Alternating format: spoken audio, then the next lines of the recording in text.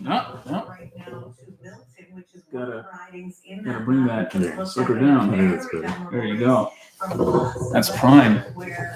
There we go. That's prime. That's prime.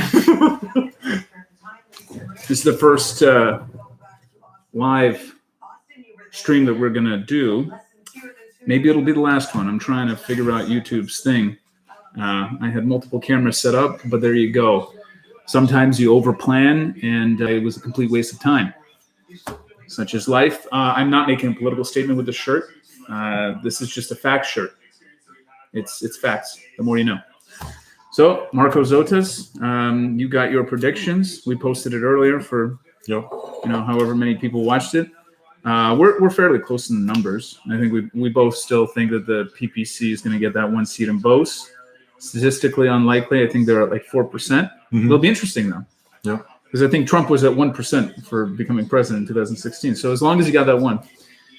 But yeah, no. How about you talk about it? Because Atlantic Canada results have come in. Liberals are 24 seats, Conservatives 8, and Bloc 1. And you were looking at some tight races. So talk about that. There were some tight races in Atlantic Canada. There was. Let me just get the proper paperwork here. So there were some that were looking like they were going to be toss-ups. Unfortunately, some of them didn't come up the way that they were looking at on 338. Cumberland Colchester was the one that did flip. The fisheries minister has been defeated by the Conservative there. And there are a couple of other ones where incumbent Liberals have gone down. So the Liberals were hoping to get out of Atlantic Canada relatively about where they were last time. For them, it's not a good start. They're going to look to make up in Quebec and Ontario, and obviously they're going to be battlegrounds. Two different situations. In Quebec, it's going to be with the Bloc. In Ontario, it looks like it's going to be with the Conservatives. Yeah. Well, I mean, it's polls close in Ontario in 7 minutes. So that'll be interesting. Yep. There are long lineups. Stay in line, by the way, if you are in line. I'm sure you're not watching the stream, but if you are watching the stream in line, stay in line. They will keep the polls open. There was, I know you don't watch as many Simpson episodes as I did as a kid, I don't think. But there was this one episode where Lisa she got in line to make this doll. And it was like their version of the Barbie doll. Because remember, they rip off every like Krusty Clown is supposed to be like the McDonald's clown or whatever. Malibu Stacy? Yeah, Malibu Stacy, that's right. And so she went to the designer of Malibu Stacy, and they designed this new the voice of Sybil Shepherd. Yeah. And it was like a business lady that's like, I don't need like a man to run my life, and it's not all about being pretty and all that stuff. Yeah. And then they have the big opening, and people are rushing to get the Malibu Stacy dolls, and then the company, because they go independent because the company doesn't approve their design, and she's like, whatever, I have millions of dollars, I'll do it. And then they put this new display of these Malibu Stacy dolls where it's the same, except she's got a microphone and like a different white little shirt over top of it, but it's the same doll. Yeah. And Lisa tries to convince them. And Smithers is like the big collector of Malibu Stacy dolls. And his response is like, but she's got a new shirt. And so they take all this crappy, the same doll. Yeah. And Lisa's like, I guess you can't win. And then she sees this one girl that takes the new Malibu Stacy doll. She's like, you know what? If like Lisa Lionheart doll. That's right. Yeah. Oh my God. So you did watch as much as I did. I did. Having David Hollins on this would be great. By the way, Francis Ho has allowed us to host this. It was a convenient location for both of us to come. Yeah. And he's got a nice table and some very nice shades for the background. Yeah. And this is as neutral as he can get. You know, you have the port as well. You gotta plug that as well. So what I do... Shameless plug. I am not sponsoring whatever this company is called. No. But pretty much the only thing I drink nowadays is port wine. And what I do is... It's not terribly expensive. I think it's a $20 bottle of port. But I buy like 10 bottles at a time. And then I let them sit around the house. Because then they just age and they just get better and better. Yeah. And sometimes I go into these small LCBOs in the middle of nowhere, and I always look if they got port bottles, and they usually do, and they're usually like way old. Like there was one where, because I think these have to be at least 4 years old. Like some ports are like 10 years old and whatever, but they're more expensive. Yeah. And so this port I must have bought like 3 years ago or something like that, but it's a 2014. And what this means is this model is older than all 3 federal election calls. And today's election, that means that this port has lived 3 federal elections, and it's a 7-year-old port. I like the number 7. So I think we should open this up, and before we start getting a lot of the results, some people are saying like the mail-in ballots is going to be like the States where they're going to count for 3 days, and there's going to be like, the Liberals have a majority. And then it's like backscale. Well, I mean, I don't think they can pull, like, maybe I'm being naive, but I don't think they can pull that here. They're saying it's about 8%. Right. Of the eligible voters that have done mail-in ballots. So we'll see. We'll see how that goes. You're Greek. Yeah, just a little bit though.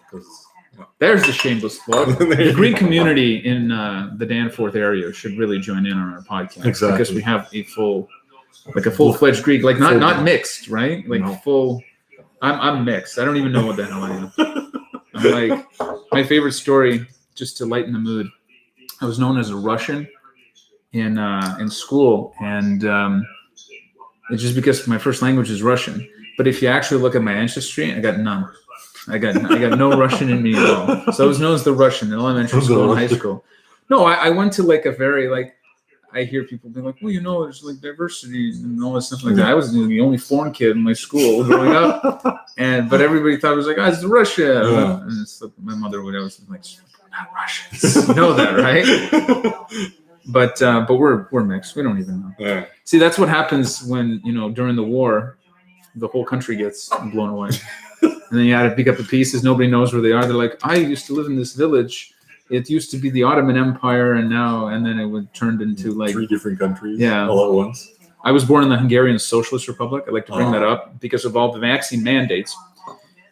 I'll tell you, I don't understand how. I'm a political science graduate. Because now everybody talks about what they did, and like you should listen to me because I'm the expert because we have all these expert panels. Yeah. And I like to research sometimes the positions on the expert panels. So it's the same thing with the elections. So that was my point.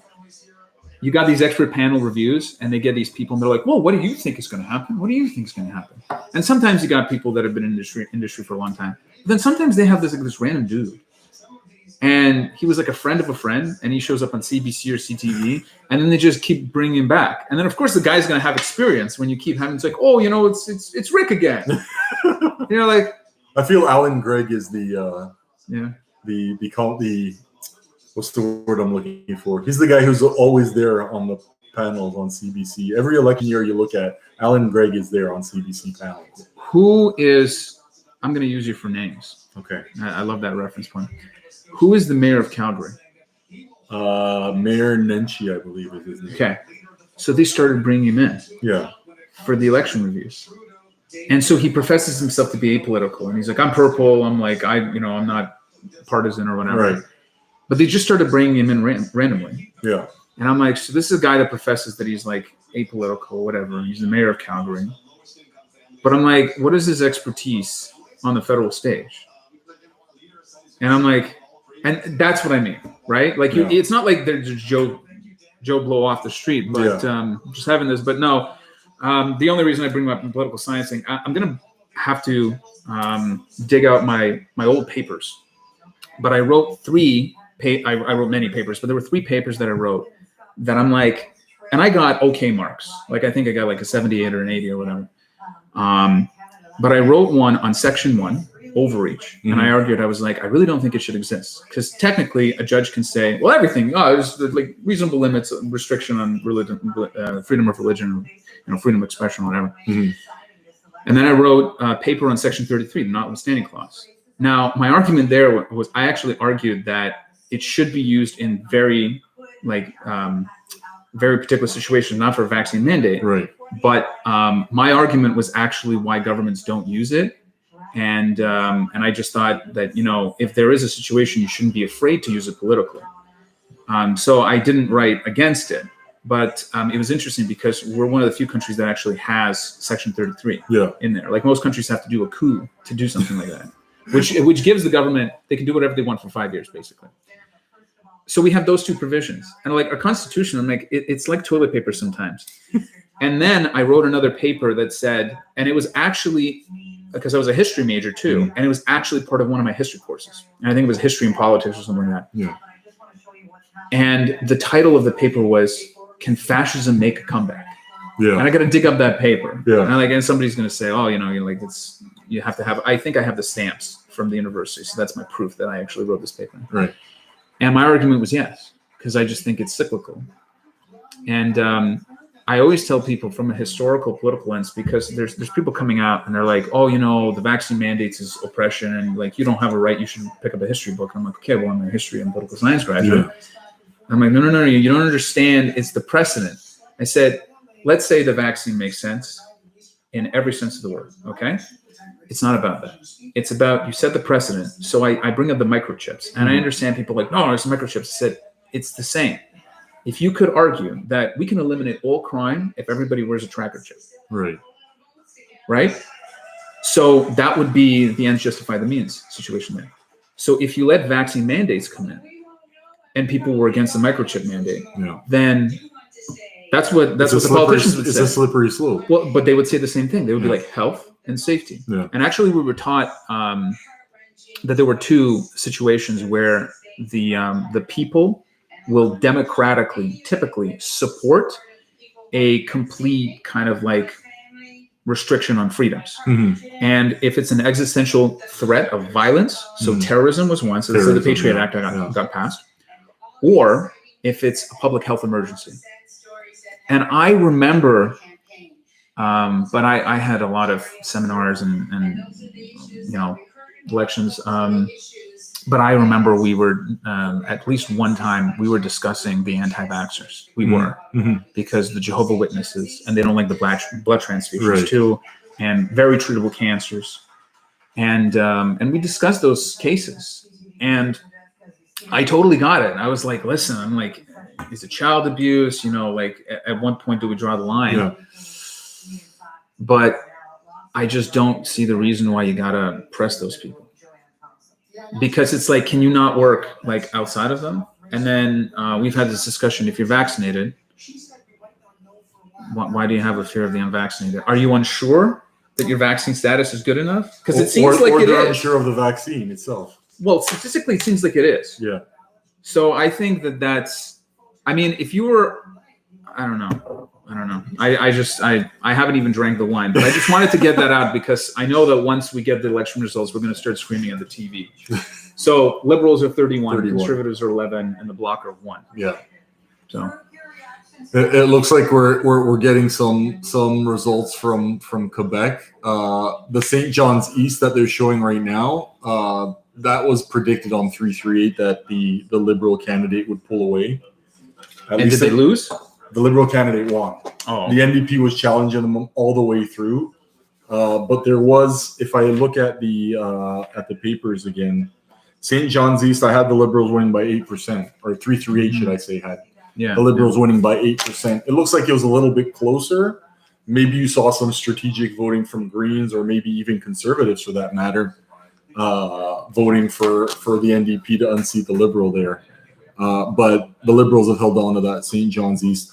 Two seats that are critical from Atlantic that are still outstanding are, Fredericton, and which is Jenica Atwin. Jenica Atwin left the Green Party and joined the Liberals, which was a big blow to the Green Party and their leader, Annemie Paul. It looks like Jenica Atwin is going to lose that seat in Fredericton to the Conservatives. It looks like that right now. She's behind, and also one of the other seats. Can't remember what seat that was where the Liberal candidate was behind, but Atlantic Canada is not looking good in terms of returning all of, or at least most of the ministers that were in the government. So we're going to have a situation where if the Liberals are in government, they won't have many ministers in cabinet. So that's another. And what brought that about? The decision to pretty much end the offshore oil industry there. So we'll see how much that's been punishing the Liberals, but it looks like it's done a pretty good job of punishing them so far. Now we're getting some results from, it looks like, Quebec and Ontario. Yep. The New Democrats look like they have something on the board. We'll have to wait and see what that is. I think it would be the lone Democrat that survived from the orange wave. Right. And he's the last one standing. He's the last one. I can't remember the riding now. I believe it. NDP Quebec. I believe it was Westmount. I believe that's the riding. The Bloc at 2 now. The NDP at 1. The Conservatives at 11. And the Liberals are kind of already pulling away, 33, 34 now. Let's see where these some of these are coming from. We're just going to get some results.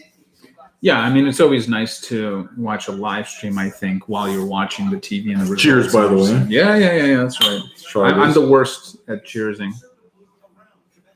I'd be sitting at a wedding table, and everybody's like, ding, ding, ding, and I'm like, blood. And I'm like, well, no, you know when they put like a nice bottle of champagne on the table, and you're like, okay, while they're cheering, while they're waiting for the thing, I'm just going to top myself up. No. Sometimes a drink from the bottle. Yeah. That was that's what I did. Did you actually find yourself drinking more during the pandemic, like the full lockdown? When it was like, it was like 3 months. Yeah. 3 months or 4 months that were like fully locked down. Fully locked down, yeah. How to be in the streets. I honestly, when we first started, I was still working. So, it was pretty much, I didn't, because nothing was open at that point. Alexander Belarus, yeah, that's right. Belarus at Rosemont Le Petit. Rosemont. Westmount was the previous leader's name. Mulcair is riding. So yeah, Rosemont. You're right. Rosemont La Petite Patrie. Mm-hmm. Yep. My friend, I think that's one of the things when I watch the elections, and I've been a Bloc supporter since the 90s in Quebec. Whenever I watch the Quebec results, because I know the Conservatives have they're going to pick up like some trickle of seats. Yeah. And I know that when the Bloc does well, the Liberals, again, apolitical. I just like the underdog. And I mean, who's a bigger underdog than the Bloc? Which can only not in Quebec they aren't. Well, not at least since 2011. No, but federally they can only win a maximum of 78 seats. Right. So whatever. But anyways, yeah, when the Bloc do well. That essentially, except in the 90s, eliminates the Liberals' ability to win a majority. Right.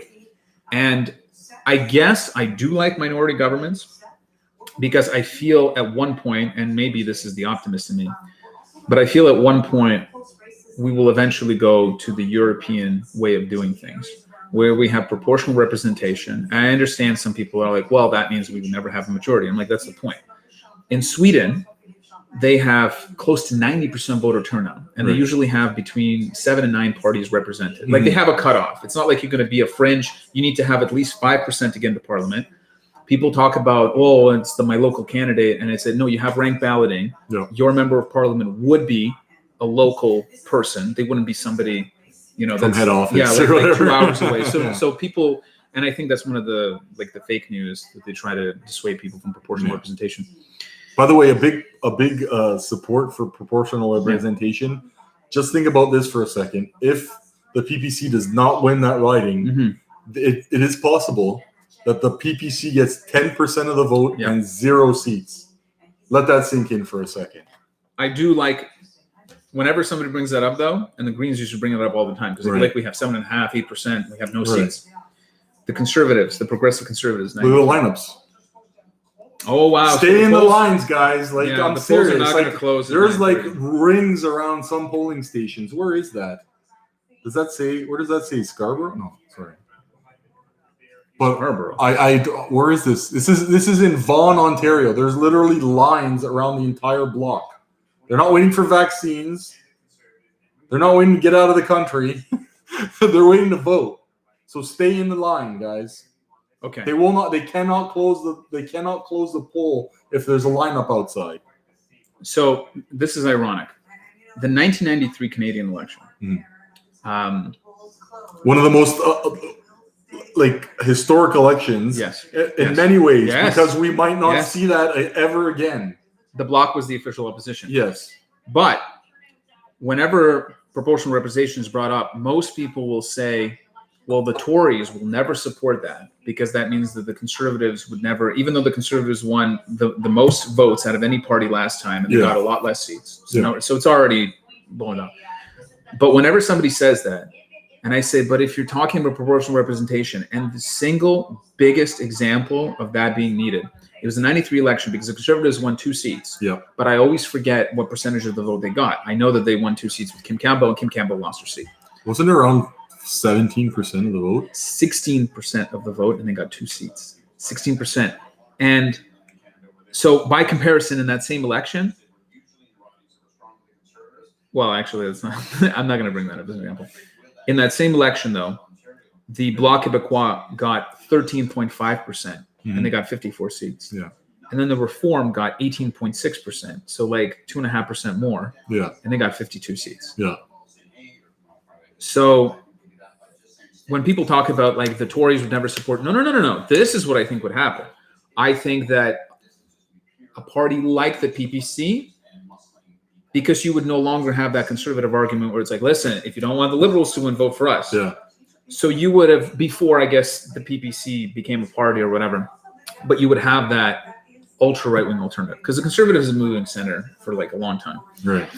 So that's what you would have. So it's not like the Tories would never and you wouldn't have a conservative. No. You would actually, statistically speaking, you would just have like you would need a coalition. Yeah. And it would just mean you might have an election where you need more of like the moderate support to get the. But it would basically just be like the NDP and the Liberals, and you would have the Tories with a true right wing.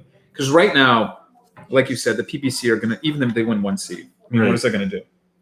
Right. You're not an official party or even close to it. You're not an official party. So, and I think that even though Canada is, quote, a progressive country, very close to East Germany now in a lot of ways, but that doesn't mean that they fit, because in Sweden, which a lot of people think is a progressive country, you do have right-wing sentiment.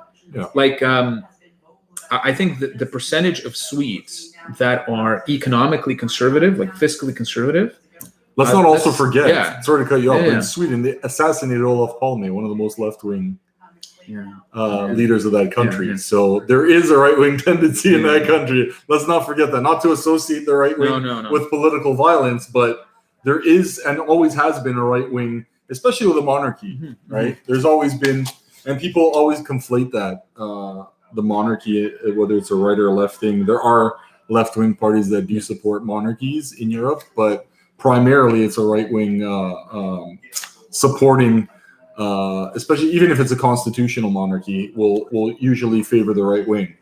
Sorry, go ahead. I had to cut you off there. No. It's good to cut off. Yeah. Otherwise, I'd be just talking with myself, and I'd be like, "This is a cardboard cutout of Marcos. He's been here the whole time. He's just drinking wine through a suction system." Yeah, I'd have to create like a little wooden cutout with the robotic. But let's just update people because they're still showing these lines. There's 42 to 19, the Liberals. Yeah. And remember, and this is always the case, once because Manitoba is central, well, actually, I constantly forget this, is Western Ontario, that would be Central Time. It would be. Yes. Because Thunder Bay would be Central Time, because Chicago is Central Time, right? So once you go through Eastern, so you go out of the GTA, if the Conservatives are close to the Liberals, that's usually really good for the Conservatives, because the only way the Liberals can make like West is BC, and it looks like the NDP. They're dipping in the polls in BC. Last I checked, the only problem I have with the Conservatives' whole strategy of wait till we go west, they could lose some seats to in Alberta. Yeah. In Calgary and Edmonton, it looks like the PPC share of the vote might be going up, and allowing whether it's Edmonton Greaseback or Calgary Skyview, for the Conservatives to lose those seats. So we'll have to wait and see. The NDP sitting at, what is it, 2 leading right now? Most of their seats are going to come from British Columbia. Let's be honest. There are some seats that they're in play in, like I said, in they're Alberta. going to win some Ontario seats. Oh, they will. But the latest, Hamilton East. They might even come close to sweeping Hamilton. But when you go into Toronto, I was a proponent of them maybe gaining some seats in Toronto. I don't see the poll numbers looking very good for that. Toronto Danforth polls weren't looking good. Spadina Fort York, which I thought might be competitive, doesn't look competitive at all. Davenport might be the only option, but again, it might not even be close for. So if people start to vote strategically, I don't think the NDP has a chance in those Toronto ridings, getting any of them back. So we'll see. The Bloc sitting at 5 right now. I'm kind of surprised that their number is that low. I predicted them to get close to 40 seats. They've gone up to 6 now. We'll see. Well, my prediction was 37. Right. So that was one of the. I had them at 42. Well, didn't you give? Well, now I'd have to look at the video, and I don't want to cheat myself that way. I think that the Bloc, you had 42. 42, yeah. And I had 37, and I think you had more Liberal seats. I think you had like Liberals at 153 or something like that. No, I had them at 139, actually. I had them losing actually about 20 seats, almost 20 seats. I had them at 141, I think. Yeah. Yeah, so I mean, like, there's some differences, but mostly it's because if you're looking at the polls closely, O'Toole barely leading early on, obviously, but well, no, it's a 14 vote, one poll, 14 vote lead, but we expect him to win that seat in Durham. But you know what? That's a really good. Why wouldn't you talk about John Tory and trying to win the seat against? Oh yes, I was. So I live in Don Valley West. Used to. They remarked that, and I'm in Don Valley East now. But when I was in Don Valley West and John Tory was the PC leader of the provincial party, he decided to run against Kathleen Wynne, who was the premier and the leader of the Liberal Party, obviously, at the time. And boy, that was the wrong move. It wasn't even close. There was no love for John Tory in Don Valley West. And I would suggest he barely even won the more affluent parts of the riding. And so why he made that decision, only John Tory knows in his little brain. But I mean, it's to me he should have ran maybe somewhere up north somewhere, but it was a bad decision. I just find it Anime Paul's. I mean, she has no chance of winning her seat, as far as I know. No. And that's the other thing. The Green Party.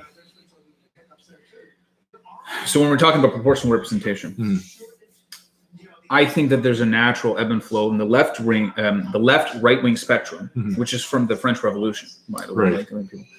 Right. I think most people fit into more of a centralized thing. Like they pick and choose. And then they change their opinion. Like unless it's like a clear wedge issue, like abortion or euthanasia, and even then, you sometimes change your opinion on that too as you get older. So I don't think that when you have a country that's, for example, Sweden has been labeled a social welfare state for a long time, but it's not a welfare state like New Zealand was. It's not a welfare state like some U.S. states are, for example, California. Yeah. So this is where I think with proportional representation, you would actually have more policies in place because the whole point of grand coalitions and the Green Party in Europe, I think it's Austria, where they're part of a coalition now. Right. You end up having these policies come in and people are like, why does that policy get in there? And it's because this small party with like maybe 10% of the vote, and that's what they put all their cards on the table. They're like, we know that we only have 10%. But this is what we really want. So let's say it's like electric cars or something. We're like, we want to subsidize electric cars. We want to make them more accessible. And they put that in. And in Europe, it's not voter apathy because you have higher voter turnouts because everybody's like, oh, there's definitely going to be a party that I'm going to feel comfortable voting. I'm going to feel good about voting. And you have sometimes these policies come into place where they're good policies, but you're like, how did that come in about? And it's because it was like a trade. Yeah. And that's why, generally speaking, and of course, unless you're watching, like, I don't want to bash Fox News because that's like the go-to, but if you're watching certain news outlets in the US, they will label either the entire continent of Europe or certain countries as these like hellholes because the socialists took over. Yeah. And it's like, you don't know anything about European politics. Like, trust me, I took 3 courses in European politics, and almost everything I learned is wholly outdated now. But it was so complicated just to understand how the European Parliament, because for people who don't know, so you have the individual country elections and then you have the EU elections. So, for example, you have these parties that have representation in the EU, but they have no seats in their own parliaments because they're like too extreme or whatever. And then you have these grand coalitions in the EU.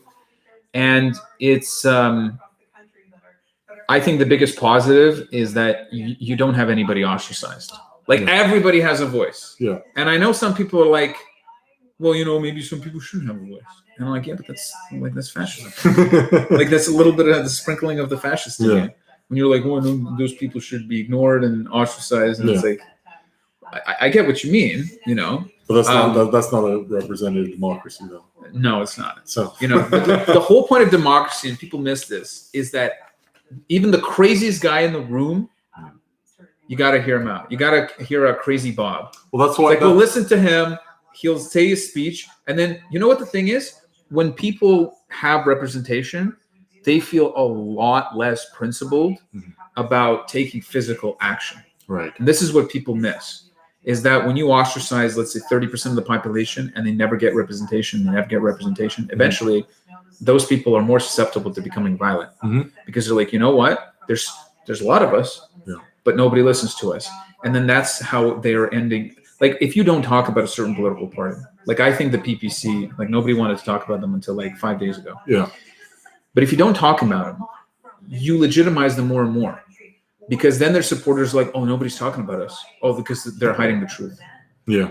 And you just keep. And that might not be the majority, the element of the party. No, exactly. But you're allowing the fringes of that party to foster in people. And so, people talk about conspiracy theories. Sometimes people in power kind of put oil to that fire, right? So listen, I think people, when it comes to representative democracies, don't want to listen to the fringes for a reason, because they don't want people with a. They don't want in their view, the wrong people with a small voice to become the majority, which will never happen. No. But they continue to play on that myth. And to me, if you don't listen to everybody, then you don't really understand the world around you, right? You live in your own bubble. Yeah. We see that with, sorry to say, but the Democratic Party in the United States, even the Republican Party in some sense, where it's just our bubble, and then everybody else is the enemy, right? We got to ostracize them, we got to demonize them, we got to send vitriol towards them, and make their voice count. So, listen, people talk about, especially the Democrats talk about Donald Trump in 2016. Maybe the system that they're a part of created Donald Trump, and it wasn't really Donald Trump that really did much. I don't know how many people, and I know that this is going to be chalked up to conjecture, right? Like everything's conjecture, but on online communities, because I do like the anonymity of it, you kind of, and some of it is disgusting, right? But you do get, like, I think a more real sense of how people are thinking. Yeah. 63 liberals, 64, 29, 8 with the NDP. So 8 NDP have more seats than the Bloc right now, which is interesting. Green has one. That must be in Kitchener Center, where there's a 3-way race. Yes, that's right, because that's the only way that they could possibly have the end. It's a statistical. Yeah. From what I've seen in the polls, it's a statistical dead heat in Kitchener Center, and I'm not sure if they're going to talk about that, but. Looks like Enemy Paul's already coming out to speak. Looks like she's conceding very early tonight, but what is that, Enemy? 30, 25 minutes into the campaign, you're into the election. Well, the BC polls are going to close in 4 minutes. She must not have any confidence in her campaign east of BC, so she's already conceding the election. The Greens, and I'll kid you not, like there's some times where I looked at the Green Party platform and I was like, this isn't that bad. Yeah. They started out as a protest vote, and then when climate change became more of a topic of discussion, more people were like, well, the environment is very important. Yeah. And they didn't take the opportunity to expand the party or grow or anything. They just kept themselves as like, well, if you care about the environment, vote for us. Well, golly gee. You have to have some sort of other policy. Well, because they went, what did they go from like 3.8% to about 8.5% in the last election? They appealed to a lot more people with Elizabeth May as leader. Let's be honest. It comes down to leadership. The infighting hasn't helped. No. Jenica Atwin's seat in Fredericton getting flipped to the Liberals, which is now looks like she's going to lose that to the Conservatives if she hasn't already. No, nobody takes that party seriously, right? And some of the issues, people on the right and legitimately so argue identity politics played a lot into Enemy Paul's leadership. It was kind of another kind of perspective that kind of sank her campaign, and the reason why Jenica Atwin. So the reason why Enemy Paul got so much grief from her party was because she stood on a neutral ground when it came to the Israeli-Palestinian conflict. There was the crisis just before the election call where the party came out against Enemy Paul, who is, by the way, converted to Judaism after her marriage, came out in a neutral stance with the Israeli-Palestinian conflict. And that was the issue that the party's grassroots decided to pick a fight with her on. They actually got 11% last election, the Greens. 11%, okay. They went, I understand what you're talking about. They went from like 4 to like 7.5 or 7.9%. But that was one of the earlier elections. That was like 2015, maybe. Probably 2015. But it looks like their projection has gone from 11% to 3%. Because they've basically been cannibalized by the NDP. And you kind of knew that was going to happen because the NDP's got 20 plus seats in parliament. Right. So if you're a Green guy and you're like I would argue some of that libertarian vote has gone to PPC as well. Yeah, some of it, because a lot of not a huge chunk. Yeah, but I mean, you're talking about 8%. That's a generalized view to say. Yeah. Sorry to say, but I mean it's a generalized view I know. To say that all 8% went to the NDP. They did not all go to the NDP. They did not all go. Some of them went to the Liberals. Clearly, I would look at more races. So, for example, if I'm looking at a race where the NDP was like a close second, right. That's what I'm saying. Is like in those ridings, the Green poll got almost completely decimated. But by the way, to update you guys, she just made a speech to her supporters there, so she hasn't already conceded 20 minutes into the election. Fantastic. So. I was going to make another joke at the beginning of this video. It was like I hoard cigarettes, right? Because I am an occasional smoker, and they do exist, by the way, they do, and I've hoarded to this point like cartons of like they're nice smokes. They're very nice, but they're much cheaper than the cheapest cigarettes you can get in Canada because our taxes are so obscenely high.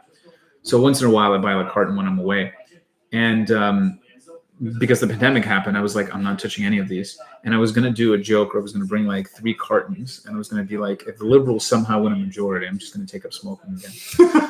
Well, they're about 100 seats away from a majority. So I don't think it's going to happen. I don't think so either. I think their momentum is going to, by the way, the Bloc has now tied the NDP in terms of 11, leading with 11. Because the NDP did not have any seats out east. They lost their seat in St. John's East. I'm very curious about Miriam Monsef, who was leading 21 votes to 10. And people that know me close know that I've been bashing her relentlessly.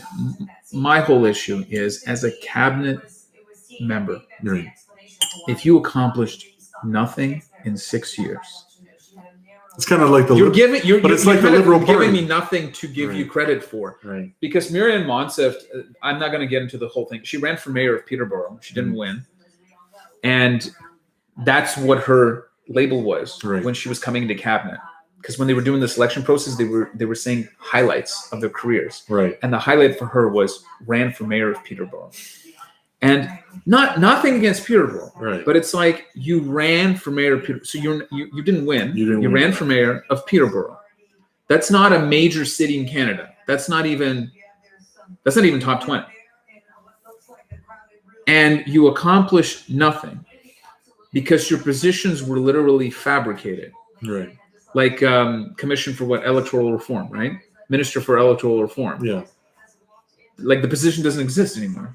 Well, I mean, after 2015, where the Liberals reneged on their electoral reform, I don't think they needed to have that position anymore. She made the news recently too. She was doing some kind of podcast, right? Or no, some kind of public health and safety discussion, and she was caught on a hot mic where they were talking about taxes or something like that, and she couldn't remember her salary, and she was off by like $45,000. Yeah, because her salary is like whatever her salary is. She was off by like $45,000, and the hot mic picked her up because she was like, "What do I make? Like something?" And she gave like a rough estimate, and it just came off as so like, "I'm so rich." Yeah, I'm privileged. I make privilege. They bring up the word privileged a lot in the Liberal Party. I make money for doing jack.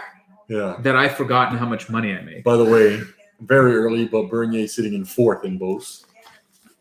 Okay, well, 16,576. Right. Not terrible. The Liberals sitting at 77 seats, and we haven't reached the prairies yet. So, I'm starting to think we're probably going to have a Liberal government. Oh, well, a minority? Right. It's whether they're minority or not right now, I think the Conservatives are – so they're about double ahead of the Conservatives, almost double. Well, the reality is we'll probably – so right now it's 10:03. I think at 10:30 we will get more of prairies. The Ontario results. Oh, more of the Ontario. Well, because the Ontario results close at 9:30, if I'm not mistaken.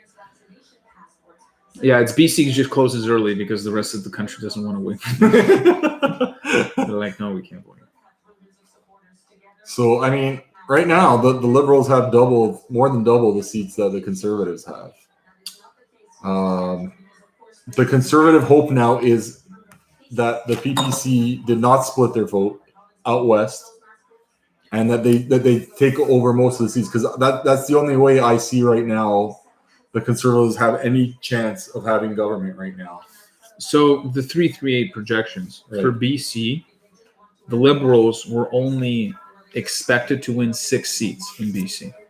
So just as a reference, like even if they're at 150, and there's only BC left, there's a good chance they're not going to get 20 seats in BC and just win it. So. But I mean, it all depends again what happens in those. The double masking, the double mask, the double vaccinated reporter. Double vaccinated reporters, double masking. Well, when I say vaccinated, so here's the controversy with the vaccine, and I checked this recently. Is the non-essential services. So you have to be fully vaccinated plus the 2 weeks. Right. And at least in Ontario, unless the 22nd, because I can't remember. Is the 22nd of September, so that's Tuesday. You need to receive. Or sorry, the Wednesday. Right. It's the 22nd. Is it the same rules where you have to be fully vaccinated plus 2 weeks?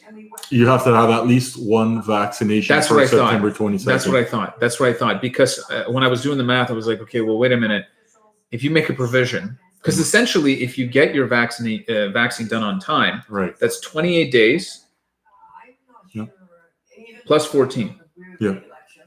So they needed to do that because so you basically went. Well, I don't even think that's fair, because you're assuming that day one, when you announce a mandate, that everybody's just going to pile in and get vaccinated. Yeah. So if you have 42 days. By the way, that's nothing. Alberta right now already has a vaccine passport. Came into effect today. They just brought it in. So like all those people. So even if you're on board and you're like, all right, you convinced me. you're 42 days out. Because if you get vaccinated day one, Yeah. so for example, yeah, like I think the only way that you could do it fairly is at least 2 months. Yeah. Because if you told people that the vaccine, like the mandate's going to come in 60 days for fully vaccinated. Yeah.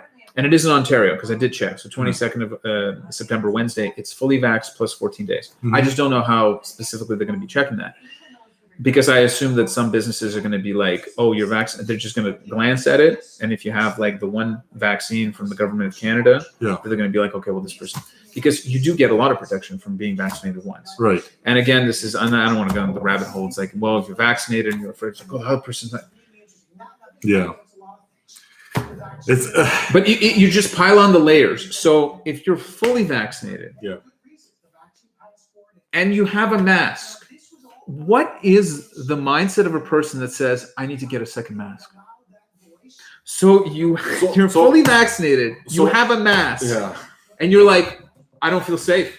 I need a second mask. I don't feel safe. These people, like, to be fair, before I was even vaccinated, and the third wave hit, I was wearing double mask indoors.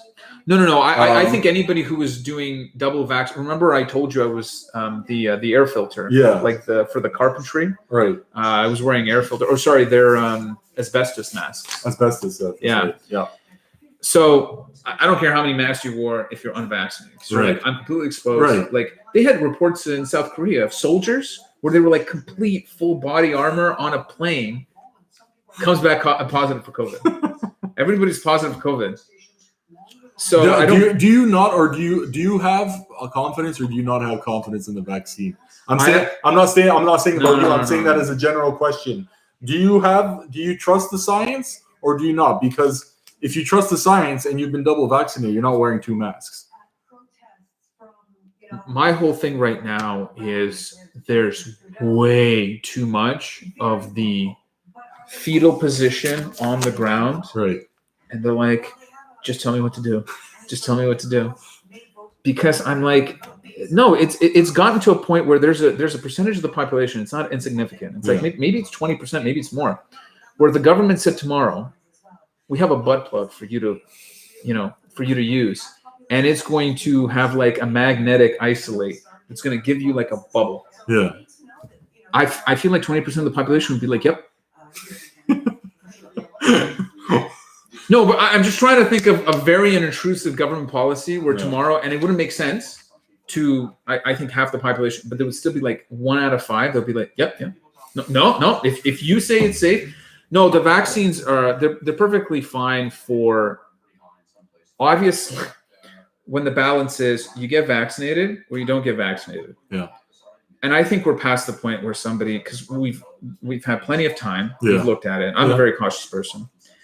I don't really think you can go and say, statistically speaking, you're better off not getting vaccinated than getting the vaccine. No. Personally. Now, the natural immunity thing is weird because, Sorry, go ahead. No, they're at 101 seats, the Liberals. Bernier. Yeah, but natural immunity is recognized by most countries. Yeah. Okay, so that's where we're East Germany. Yeah. Because East Germany was kind of like an enclave, even in the Soviet blocs, like a lot of people historically, when you're talking about communist countries, they were a little zany. Yeah. Even for the communists. Yeah. So. Well, I mean, the Stasi. Just look. Yeah. At No. Well, Stasi. No. One out of 6 German citizens was basically a spy for the government. Yeah. 1 out of 6 had like a number where they would be like, "Oh, my neighbor listened to some Pink Floyd the other day." Well, that's what it was. Looking at those numbers now, do you think the Conservatives have any shot at government right now? I'll tell you, I was on board with you. For myself, I mean, as a perspective, I mean, like, I thought that the best case scenario was the Conservatives might come in with like really close, within like I thought maybe the Liberals get 140 seats and the Conservatives get like 135. Yeah. Not that the Conservatives couldn't bet, but I thought that in terms of how the seats fraction out, I thought that was the best Conservatives could do statistically. By the way, because the PPC is definitely going to have an impact in some Ontario ridings. Yeah. Like, absolutely. Yeah. Like, and that's why they tried to like not mention the party and pretend. I'm like, what kind of strategies that like, if we pretend to not even acknowledge them, if we pretend that they don't exist, that'll bode well for Yes, us. yes. That somehow that's going to mean that we're going to win certain ridings. But just ignoring that part of the party or yes. that part of the ideological spectrum. That's fine. I mean, you look at for example, the block right now, 21. The NDP stuck at 15. The Green has lost their only. There's a lot of in Toronto, I think, because of voting lines that aren't even reporting right now. So I'm starting to get worried. The big red machine. No. Not only heading to government, but might be heading to the. No. I mean, there's a lot in Toronto that are still not reporting or reporting very little. No, look, my original estimate was 147. They're at 107 seats. Right. We know that once they get to the prairies, they got nothing. They're expected to win 6 seats in BC. But how many? So, for example, but if they have 140 seats, right, and they haven't even gotten to the prairies, my prediction could still be true. That's all I'm saying. They're at 108. It's climbing. Look, the Conservatives are going to pick up a bunch of seats. The Bloc are at 22. They're going to do a lot better than 22. So you know that some of those Liberal seats are in Quebec right now, where they're just they could ahead be of the flipping Bloc. back and forth, yeah. And so the Liberal number might be greater than what their actual. Well, they just is. went from 108. They went to 109, and they went back to 108. Right. So it's already happening. The Green Party no longer has that one seat anymore. Yeah, that's what I'm saying. They've zero. probably gone back and forth with Fredericton, not Fredericton. Kitchener Center. There we go. And Liberals at 111 now. So, I mean, some of the polls, especially Nick Nanos was saying that was it Nick Nanos or was it one of the other ones? Well, Nick Nanos is like the go-to guy on CTV. This is when we talk about like East Germany again, because the East Germans would always have like the same 2-3 people on their news. Right. What does it say about us when we constantly, like for election result, we constantly have Nick Nanos coming in. All right, Nick, we're talking with Nick Nanos today. Listen, don't have a hatred on the Greek pollster, okay? He's a Greek-Canadian pollster. Wouldn't it be great? I'm just saying, wouldn't it be great if like they'd have him on, just hear me out, Yeah. they'd have him on twice a week to talk about his projections. Right. And then once a week they would have a panel of like 5. So they would have somebody from Ecos, from Ipsos. Well, they used to do that. From Main Street. They used to do that. Now they got these party so when did they specific. stop? Was it in 2015? Is that when they stopped doing that? I think it was before 2015. Was it 2011? I think it might have been 2011. So again, you definitely support the concept of a perpetual minority because here's the thing: statistically speaking, if no party gets a majority, I think more than a decade out, that's when the proportional representation will come in. Yeah. Because at some point, the parties would look at it and they'd say, you know what? This is not working. No. They would look at an election. For example, Liberals. Yeah. They might look at an election and say, if we did have proportional representation, we could be working with the NDP right now. Yeah. But because we don't have proportional representation, we have to work with like the NDP and the Bloc. Yeah. Or like the NDP and the Greens or something like that. Once you make an argument where with proportional representation, it makes it somehow easier because you work with only one other party as opposed to two other parties. Because that's a grand coalition. That's what they call them if it's more than 2 parties. Green see, by the way, back up there again. So it's flipping back and forth. Sorry, go ahead. I was trying to find live trackers, but I guess this is the best we're going to do. The Liberals up at 121 right now. No. I'm just going to go to the store and I'm just going to buy a carton of like because premium Marlboros. I think I told you out of principle I buy cigarettes outside of the country because they don't have the labels of the health hazards, like cancerous lung, right, or the baby carriage and stuff like that. That's a Canadian perspective, by the way. Canada and California, I think. Yes. No, not even California. California, it's still just the label of the cigarette, and then they have the Surgeon General warning on the side. Oh, okay, maybe. It's the principle. I told you, if they did that for everything, right? If this fantastic bottle of port had a cirrhosis liver picture, like basically where the logo is, imagine like this giant, half the bottle is just like, this is what happens to your liver on a perpetual. They'll never do that because the government makes money off of that. And I told you the fast food burgers, you go get a Big Mac and on the Big Mac is like this Fatty liver. like a fatty liver or an exploded like I don't want to make. But and the thing is, almost everything is kids. I chose this video that it's not recommended for children, but in case of there's some children watching this, understand something. If you ate 30 bananas, you would get potassium poisoning. That's just an example that even something that's good for you, bananas are very healthy for you. If overdo it. So basically, it's like, eat proportional meals all day. Well, for an example, on vaccines, somebody got 6 shots at once. Remember that case in Italy? And they had to be hospitalized. The person literally put the entire bottle in the person's arm. So that's how that's a real story out of Italy. I'm confused. So that's was a doctor doing them or a nurse doing it to themselves? So this was a case out of Italy during the. This is really interesting. Yeah. During the kind of the vaccine, I would say I don't want to talk any bad words about the vaccine because I've taken it and I think it's safe. But the Pfizer one, right? But it was a case in Italy where a person went to book their appointment, I guess online, went to the clinic, and I guess maybe this person wasn't even a nurse. I guess they were just getting volunteers to do this, but they literally took whatever was in the bottle, so to the top, literally put that in the syringe and put it in the person's arm. That person literally took 6 doses at once and had to be hospitalized. So that's the kind of thing we're talking about. Yeah, and we've discussed this discrimination where somebody's coming from a country where they got the Chinese vaccine, right, which is recognized by the World Health Organization, or they take the Russian vaccine, and they come to Canada, and Canada's like, no, you need to isolate, and you're going to lose your job. Yeah. So there's nurses, for example, where they came from Russia from like a vacation or something like that, and they're like, okay, so what you're telling me is I'm a skilled medical worker, frontline worker. They're vaccinated, and their employer's like, sorry, gotta get that good Pfizer vaccine. And the guys are saying that like their doctor recommended that like if they're gonna get the booster shots, basically for them it would be booster shots, that they should, wait 6 months. And the government's like, no. So this is where and people are like, well, they fell into the cracks, and it's like medical exemption, please, like because you've heard the rumors, right? Yeah. And we're just saying it's rumors because we don't want to spread misinformation with them. But word on the street is that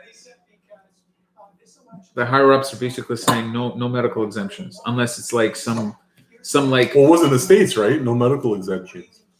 But that should warrant a medical exception. Like if you get a vaccine that's not recognized in Canada, the loophole, and it's not. It shouldn't be a loophole. No test in the States. Right. With the vaccine mandate. So sorry about that. I was confusing that, but yeah, there's no. You're not allowed even to get a negative test to go to work in the U.S. So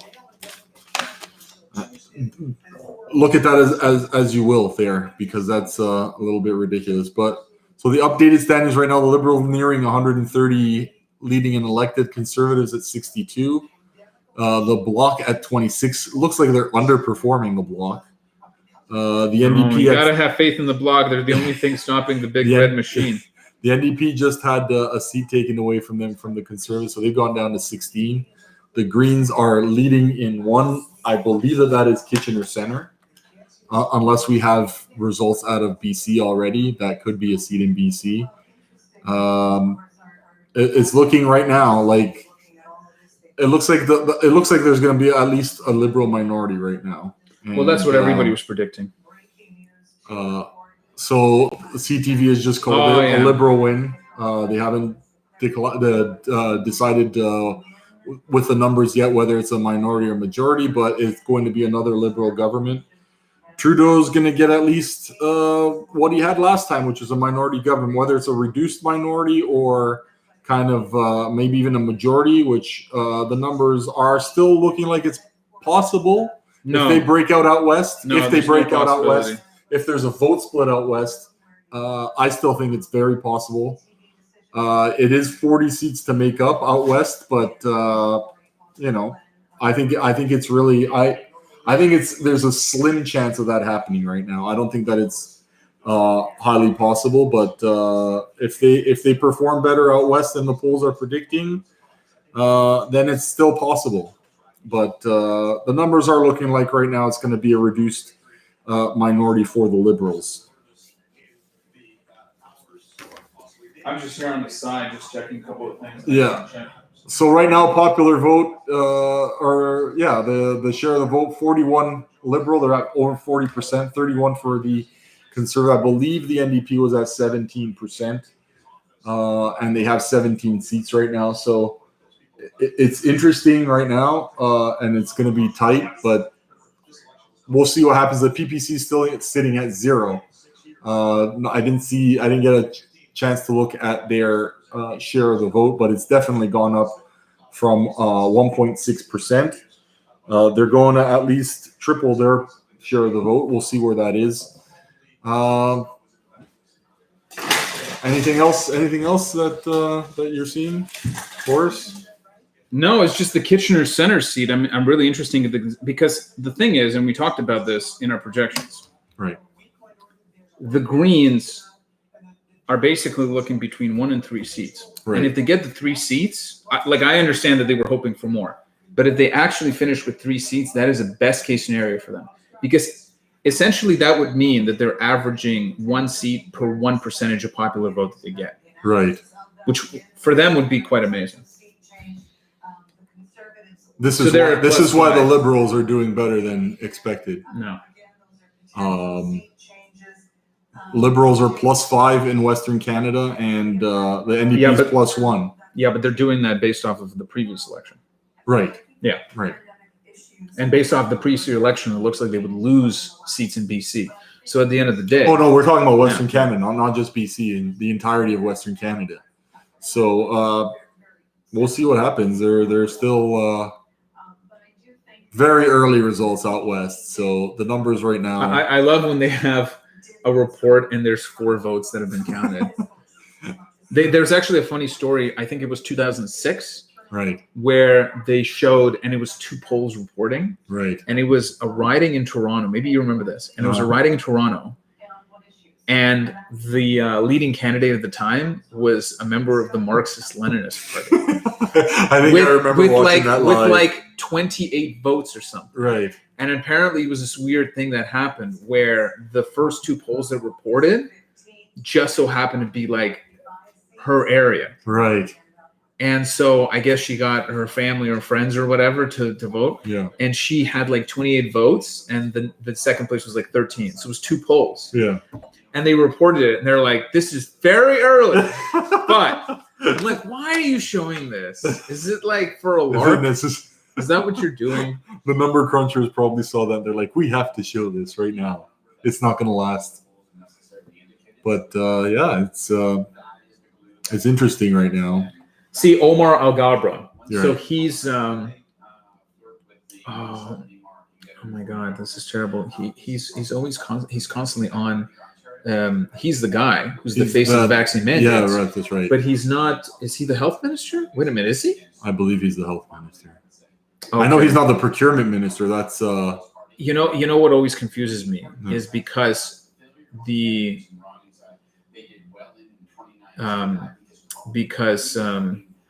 Theresa Tam is constantly on there, right? And I keep forgetting that she's not a politician because she talks like one. So this is where I am.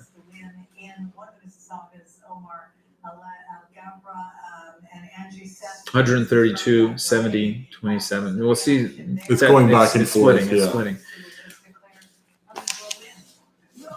I really don't see them getting majority. But there was one argument that I saw today on just on some chats online, where and it was a very good point. So people were saying this is a waste of time, right? $600 million.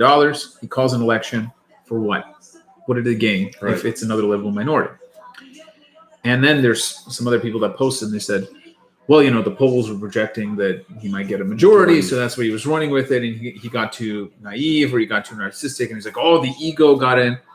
And I saw this one comment, and I could tell that person had either worked for political campaigns, is a poli-sci graduate, because there are a lot of them. Right. Like they come out like mushrooms. But this guy knew his stuff. And he said, people who run the numbers for Trudeau, because he doesn't call the shots. Right. He doesn't wake up one morning and he's like, you know what?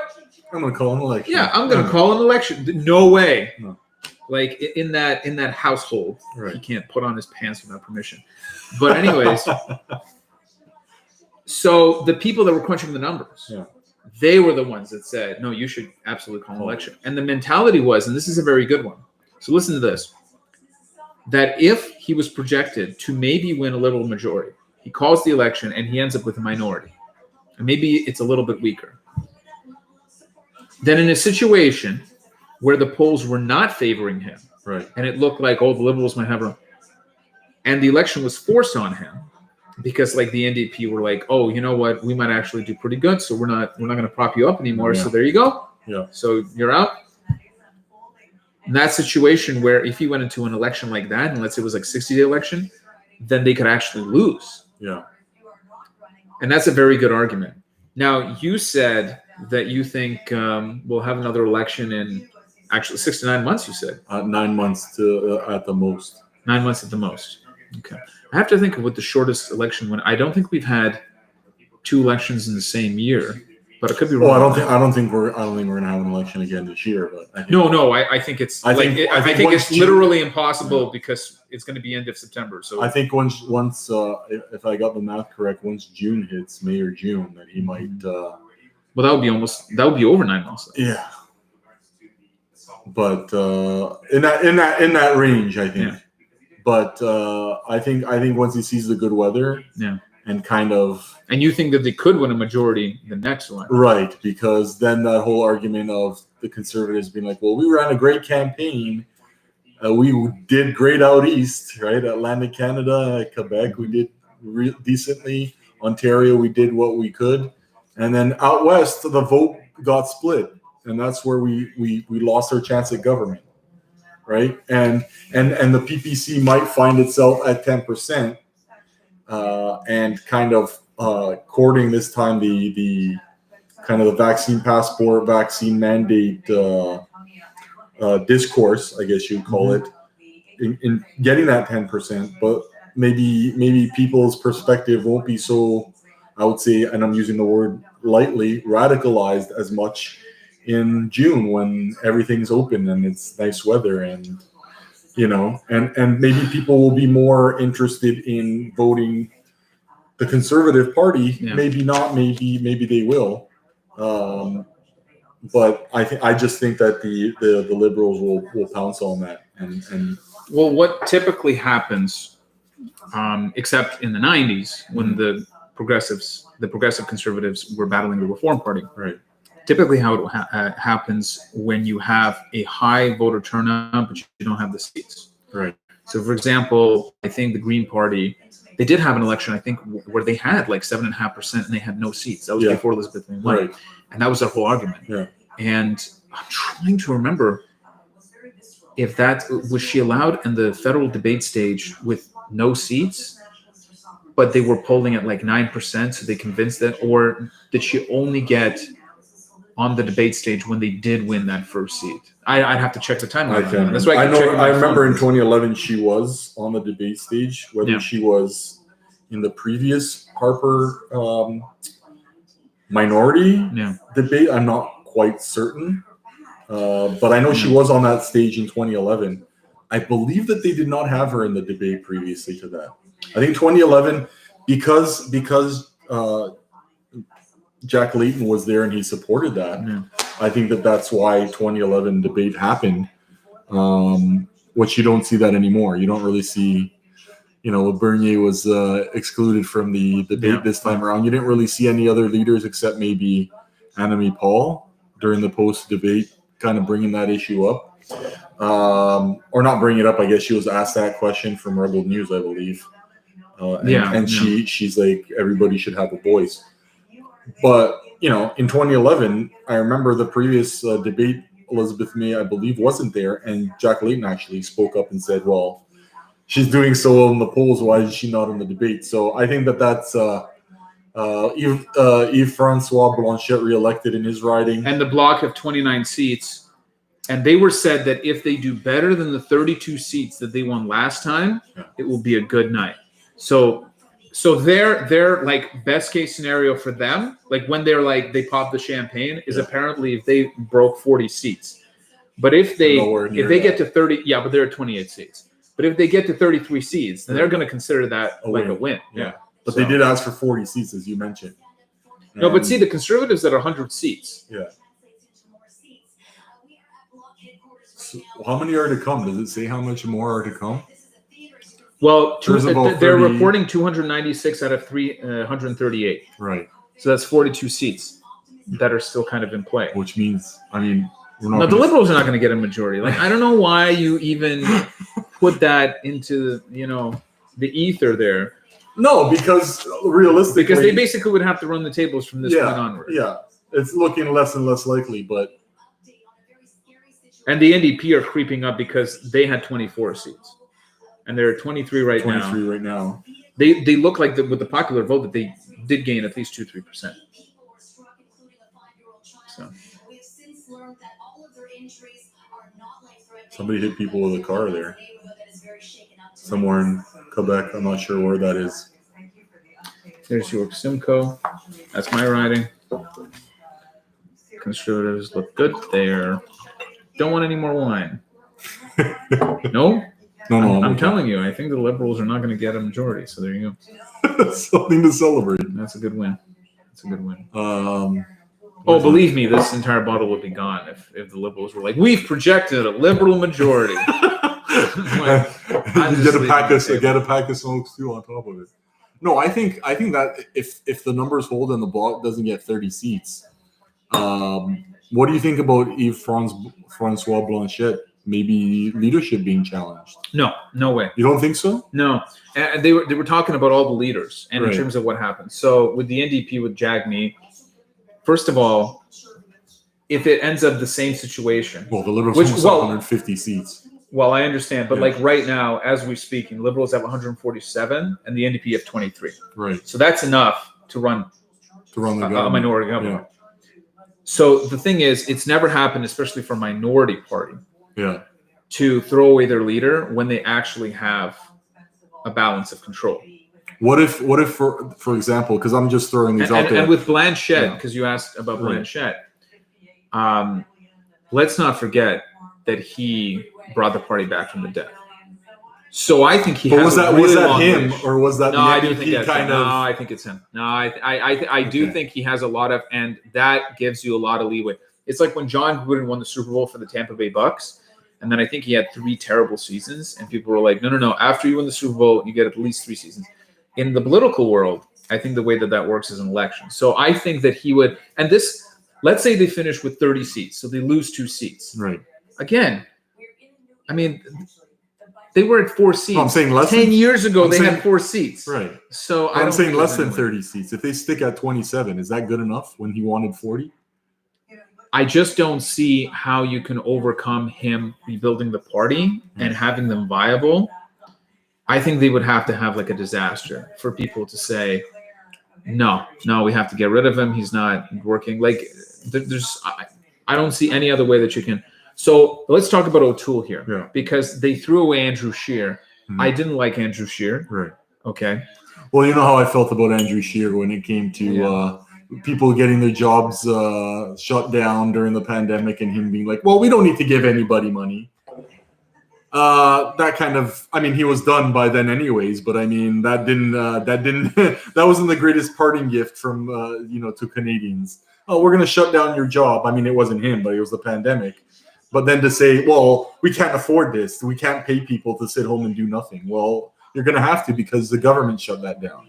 Well, a lot of people, not me, made the argument that they were surprised Andrew Scheer got axed from the job. Right. Because from 2011 from 2015 to 2019, he didn't the party didn't get decimated, Right. and they actually won the popular vote. So it just wasn't as efficient as the Liberals usually were. Yeah. So the argument was, well, the Liberals have a minority. So we know that there's going to be an election called within 2 years, typically. Mm-hmm. So it was a surprise from that historical perspective Mm-hmm. that he wasn't allowed to kind of go at it one more time. Yeah. So I don't know how they get rid of Aaron O'Toole. Great actor. I understand. Not a great leader. You don't understand how many times. That could be a parable for a political Look, leader. I just Great actor, not a great leader. Look, I just don't care. I just don't care. I didn't care about Andrew Scheer. I don't care about Aaron O'Toole. The NDP. So if the NDP passes the block, is that good enough for you to question Francois? Put yourself. I'm sorry. I don't listen. I'm not one of these people. They had that says, 4 seats 10 years ago. 4. and he asked for 40, and he's at 26. Yeah, but 4. They had 4. Yeah, it was also Jack Layton that appealed to the left wing of the Quebec population. That kind of yeah, but they brought legitimized the Gilles. bloc. No, but they brought Gilles back. They brought him back in 2015, and they went from what, like 10 seats. Yeah. So okay, so you went from 4 to 10. So your argument would have been correct if Gilles came back and they would have won like 21 seats, and then they fire Gilles. And they bring in Blanchette, and Blanchette gets 32 seats. And then he goes from 32 seats to 26. Then you have an argument. Yeah. But they went from 4 to like 10. Yeah. I'm going to have to check my phone again because, But this is what happens. But no, the Liberals have, unless the Greens at 2 right now. The Greens are at 2. They're doing pretty well. I'm going to lose my shit if they somehow, with the mail-in ballots, like that would be the worst. If I wake up Wednesday morning and they're like, we have just projected a Liberal majority, they've crossed the threshold because the mail-in ballots that's starting the to come 8% of the vote. The 8%. Wow. Yeah. Oh, okay. See, they just said that Peter. Okay, that's enough of that for you. Well, I do think so. They've called it right now. It's a Liberal minority, so they obviously don't have the numbers to get there. So I don't understand how they can call these projections, especially with mail-in ballots. So they've probably looked at the numbers. This is a guesstimate that they've looked at the numbers and said, well, even if the Liberals got 7 or 6% of that 8%, it's not enough for them to get a majority. They might get 160 seats with that 8%, but it's not enough for a majority. That's the only thing I can think of. But the way the numbers are looking at right now, the Liberals have exceeded our expectations. Because remember, I projected them to lose almost 20 seats. They have 142 right now. Right. My original projection was 147. Mm-hmm. Then I switched it up and I said 141. Right. You're close. And I gave You're close. By the way. And I gave the Conservatives 130. No. But we're not talking about because I could have made 10 projections. I could be like, hey. Well, but if this happens, yeah. But no, I'm just saying I made 2 projections on the same day where I looked at the numbers and I was like, okay, well, I think this is gonna. So my first projection was 147 for the Liberals. Yeah. They're at 144. 37%, by the way, for the Liberals. 124 for the Conservatives. They're 117. 28 for the NDP. They're at 26. Right. 37 for the Bloc. They're at 28. That doesn't look like it's gonna happen. Bernie at 5%. PPC at 5%, by the way. That's not good. So it's another one of those. Well, you know what happened in the last election? They were consistently polling at almost 4%, and they ended up with 1.6. Right. So that's what happened last election. Yeah. So if they end up, I think if they end up with anything under 7%, yeah.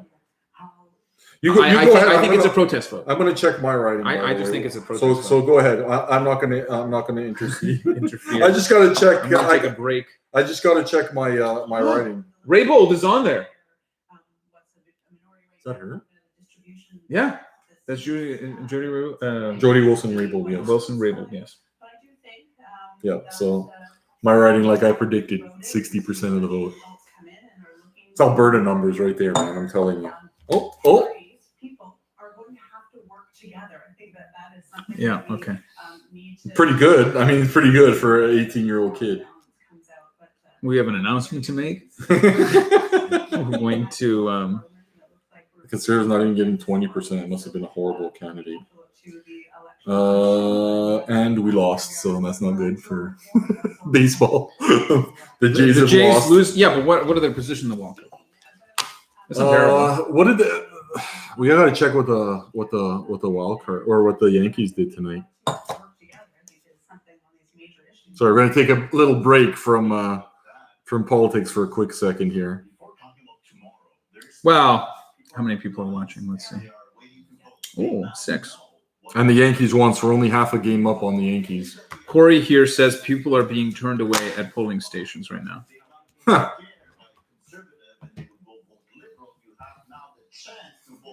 Is there any other comments out there that we can?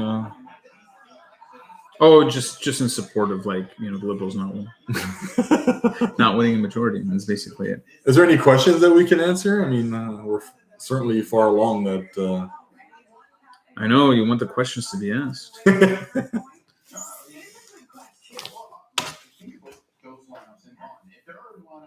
Vaughn. Papineau. Is that the NDP in second? What is that? Yeah, it is. I liked it back in the day when they almost would try to put pressure on whoever the leader of one of the federal parties was. Their riding. Yeah. They would. So sometimes they would put in a strong candidate, but obviously a candidate that was willing to lose. Right. So either somebody that used to be big in the party or somebody who is willing to campaign, and they would actually pour money. Mm.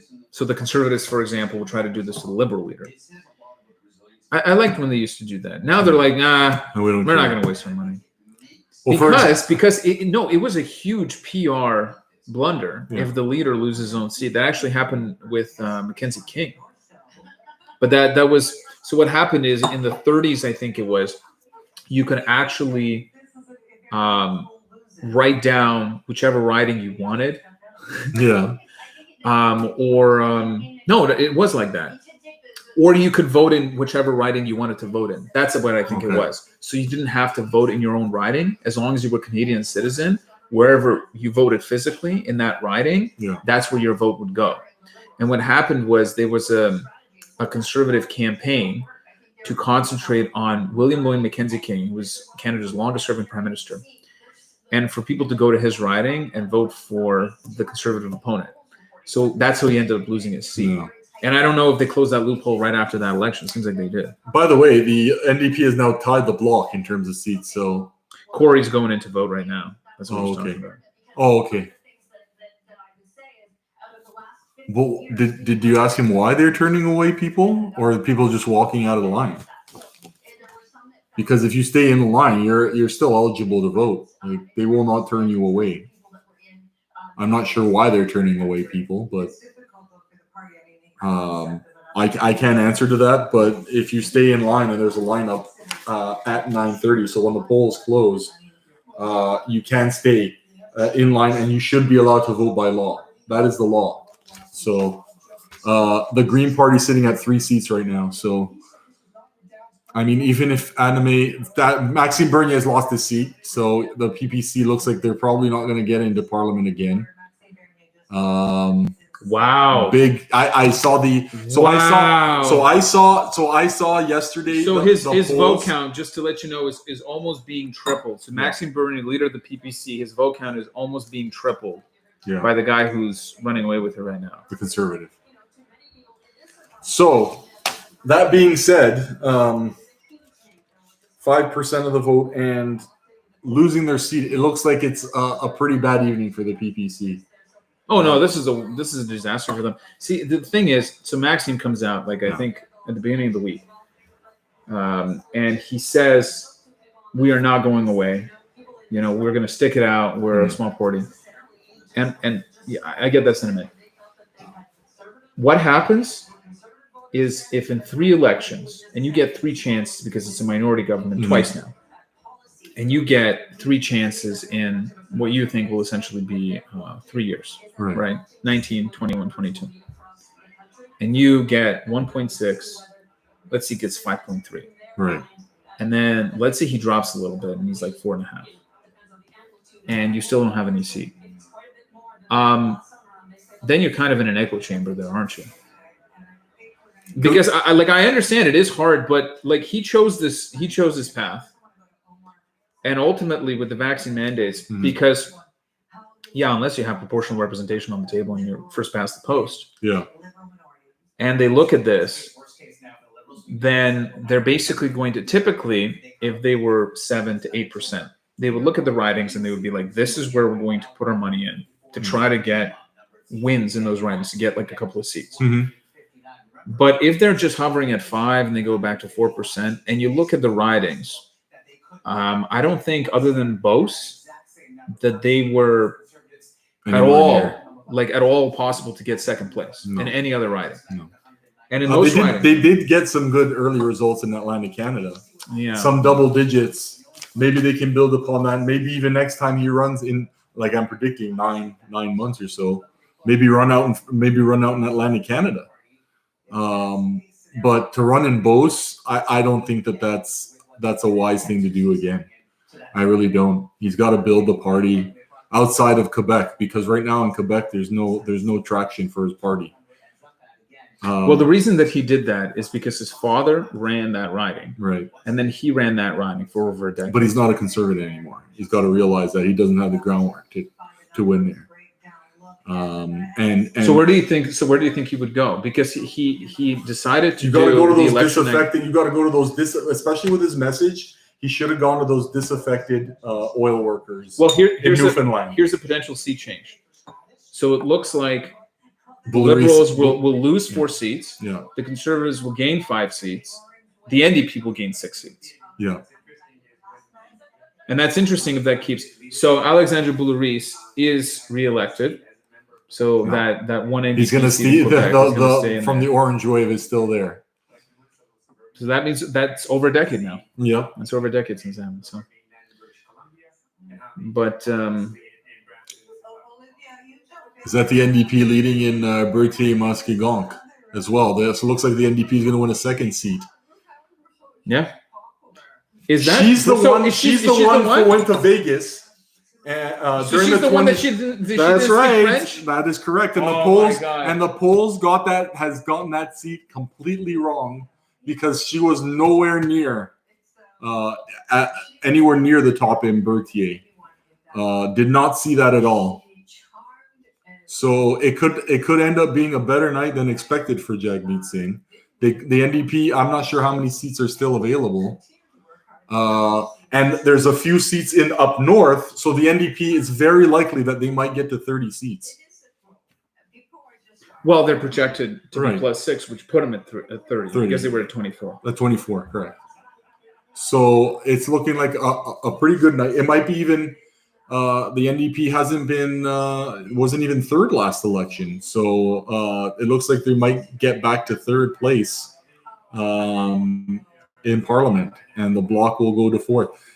In my opinion, I'll pose the question once more: Is Yves-Franz Blanchet in trouble if the NDP passes the Bloc? When you're looking for 40 seats, they brought up the whole. Look, what are you gonna do? What are you gonna do? You can't. Like I said, they had 4 seats. Yeah. I think they went to 10, but maybe they went to 12. He brings them over 30. Right now they're at 28. I think at this point, I can't see how they're going to. They've moved up to 29 now. Yeah. Let's say they finish at 28. Okay. Yeah. That's not enough, because you understand that was a huge win. Yeah. So you can't just go and say, "Oh, we didn't get to 40. We lost a couple of seats from the abyss," and then say, "Bye-bye. That's enough for you now." Look, there's no way.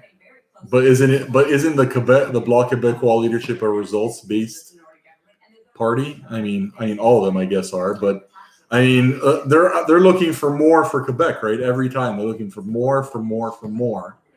Whether you agree with that, whether you are sympathizer or not, I personally am not. I don't support separatists. He's the best debate performer. Okay, you got to give him that. He's still a separatist. So well, I mean, I'll never forget that growing up during that time. How they wanted to separate from Canada and 1995 and have the Canadian dollar as well. They wanted their cake and to eat it too. They wanted to be Liechtenstein. Bonus points for anybody who knows it. The difference is Canada did not lose the World War. Okay, fair enough. Just saying. We actually the British / Canadians won the Battle of the Plains of Abraham, but the Greens right now they're looking at 3. Yes. Certainly, she may be making a comeback tonight.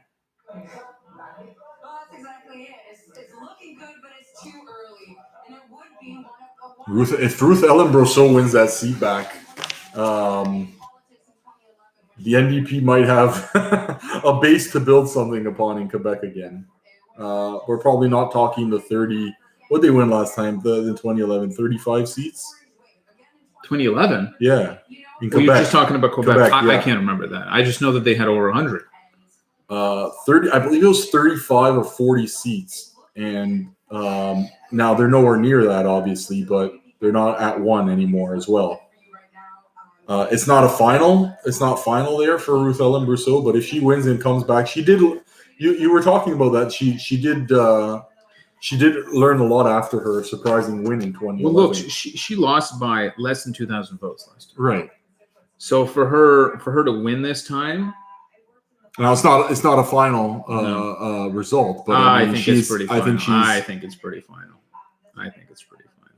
How many polls left reporting, by the way, in that specific seat? Oh, they're showing it right there. It's still not over. 115 to 274. No, but she's leading by over 1,000 votes right now, and percentage-wise, she's leading by well over 10%. Yeah. So that's typically when you have half the polls reporting and you have a lead of 10%. Mm-hmm. I mean, unless there's like some kind of, block stronghold in like neighborhoods. No, but you're right though. We can't say it's not like a 99% guarantee, but I would say it's in the 90th percentile. So I feel good about that because listen, a lot of kids lost in 2015. Mm-hmm.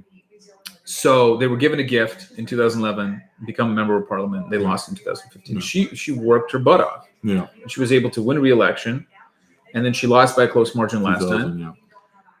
But look, so you know what? When you're talking about the leader of the bloc, and whether they're going to look at ridings like this, and they're going to be like, okay, which ridings did we lose? Did we get embarrassed? Yeah. Was it our leader's fault or was it the local candidate? I think the local candidates, when they're expected to win, when you have an upset and they lose those ridings, they should share a lot more of the blame than the leader of the party. The leader of the party can't, he can't canvass for you. Right. And you've had a lot of that happening. Like there's been ridings where they're like, oh, we called an upset. And then people who worked in those ridings would tell you, oh yeah, my candidate did jack. He didn't knock on any doors. Yeah. He didn't try to advertise himself. Right. He didn't go to the party and said, oh, I need more help from the treasury chest or whatever. Yeah. He didn't run any events like, oh, meet your local, bloc candidate or whatever. And they lost. Yeah. How is that illegal? But can I ask you a question? How much is that? Because you have a lot more experience than I do. I've been in campaigns. I kind of know where they're going. Low-level campaigns, by the way, not competitive races. But Libertarian Party of Canada. By the way, Animals Rights Party of Canada. By the way, for those watching, I was just for full disclosure, I was the NDP youth coordinator for policy here in Ontario. So I kind of know what I'm talking about here. So my question to you is that a relevant excuse, right? And again, I'm not asking the question again. I'm just expanding on one last time, and I'll drop it after this. Is that a relevant excuse if, let's say, you're running a one province campaign, right? Because you can say that about Trudeau, or you can say that about O'Toole, or even Jagmeet Singh. can you say that about Blanchette if he's running a one province campaign? And he, like me, has probably more than what I have. He's got like 2 or 3 papers here and saying, this is the riding, this is a riding that's important, this is a riding that's important. Handful of ridings, right? Even less than what Trudeau or O'Toole have. To me, that's not an excuse. I'm not trying to be a strategist for the Bloc here, but somebody's got to take responsibility for we want 40 seats to we're sitting at 29, about to lose third party status, right? And Kitchener Center is very early for the Greens. yeah, The polls are only 11 out of 216. but that's going to be competitive. It's going to be a 3-way race. Well, apparently what's happening NDP is underperforming, by the way. Early. Yeah. So that could be going to the Green, but sorry, go ahead. No. All I was going to say was apparently what's been coming out is that the cutoff time in Ontario was supposed to be 9:30. Right. And there are ridings where they're extending it past midnight, apparently.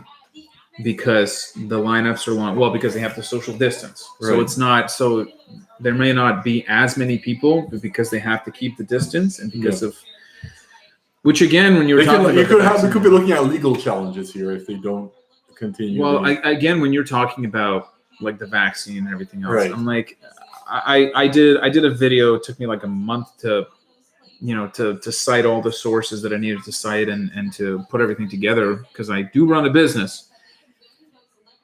And this is it's the consistency. This is a problem. Because remember, at the very beginning, we're like, no, masks for healthy people. No, forget about it. Yeah.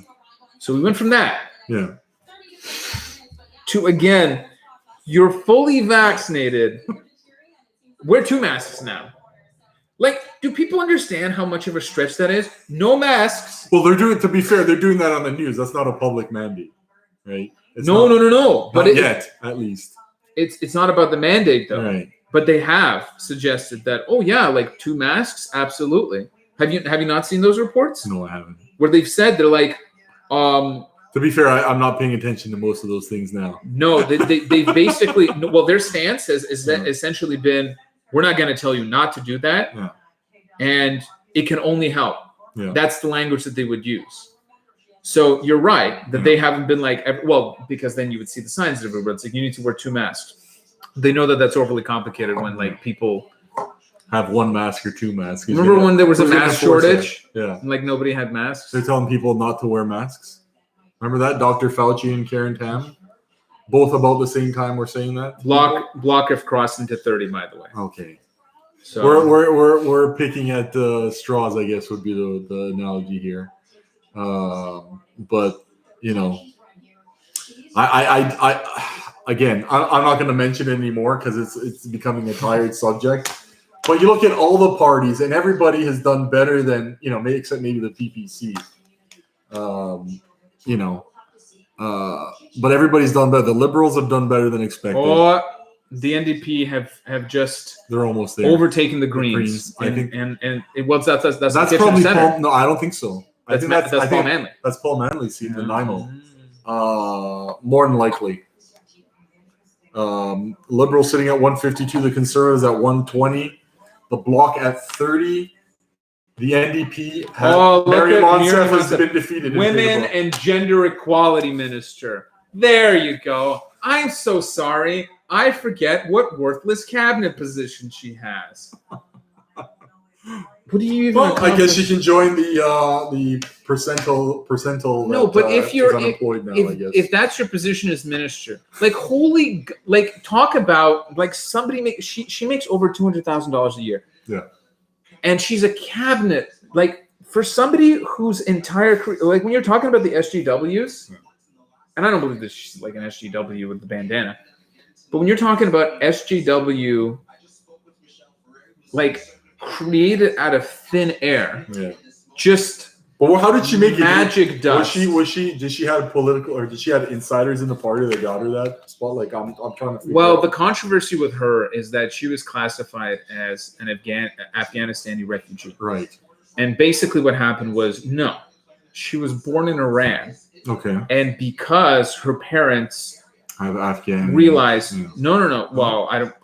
That's a good question. Yeah. Maybe I should No, a little. No, bit. But as far as I know, she yeah. was born in Iran. Right. Which I'm sorry, it's not a controversy to say. If you're born in Iran and you find yourself in Afghanistan, and then you come to Canada as a refugee, it could be construed that she came from an Afghan tribe that was just born. No. That they basically went into Afghanistan because from Iran they couldn't claim refugee status. Well, sure you can. From Iran? Yes, because there's a lot of Iranian immigrants in Greece that have claimed refugee status. Shows you how much I know about Iranian-Canadian relations. Not much. Because it's considered. I guess it would be considered an oppressive government in Iran, and so I think the only way you could claim refugee status is if you were Christian, probably, or possibly how can you LGBTQ as well. Okay, well, she's not though. No, obviously not. That I know. But she could also claim, by the way, the NDP has passed the block. So wait. Oh, Ferrari's. Oh my God! No, Miriam Mossev have lost her seat. Yeah, she's. What the hell did I just watch? No, it said upset. No, she won. She lost her seat. Yeah, it's done.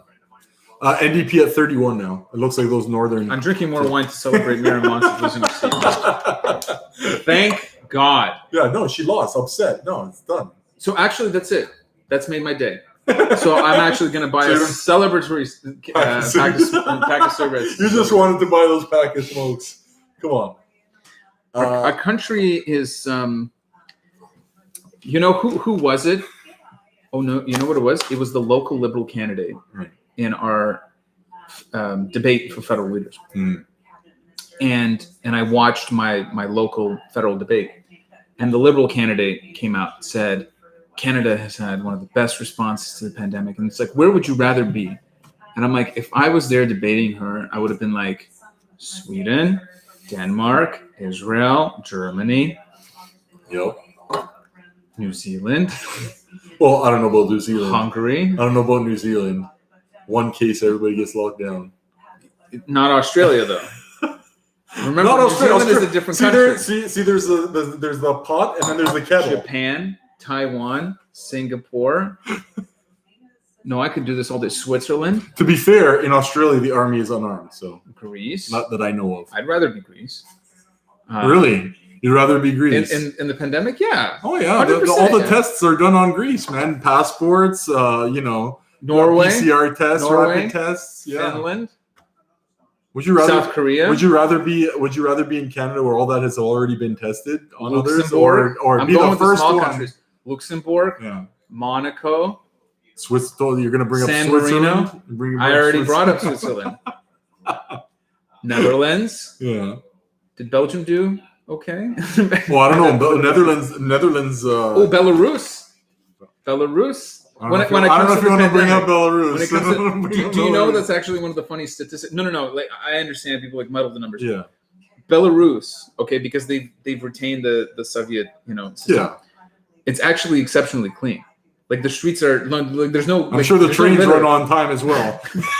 No, but there's no. Well, they do, but there's no like the garbage and. Patty Hyde you reelected. I see. In Thunder Bay. No, but there's not the same level of garbage, and Belarus. This is statistically sound. This is not something that they can do.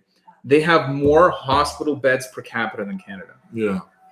So this is one of the few. When it comes to the pandemic, so if I just found myself physically in Belarus during the pandemic, I would have preferred that over this country if I could come back. Do you understand? Yeah. That's over 10 countries. My point was over 10 countries. I would never make that argument, but that's just me. You would never make that argument. That's because you don't speak Russian. So it would be difficult for you to get around. Yeah. That's the thing. I would work at the whiskey factory. So out of the 5, what is it? 5? No, sorry, 6 I can't count. 2. There's 2 seats left. I'm saying the 5 parties that are on the board that are contesting seats, I guess, would be the. Well, the PPC is not contesting seats anymore. Well, I mean, out of the parties that were favored to maybe contest seats, do you want to go now from, I guess, reverse order, and kind of put a. So the let's start with the PPC and kind of go through their. Well, I would like to have the updated, because I want to check. You mean percentage wise? I want to check Paul Manley's seat. Yeah.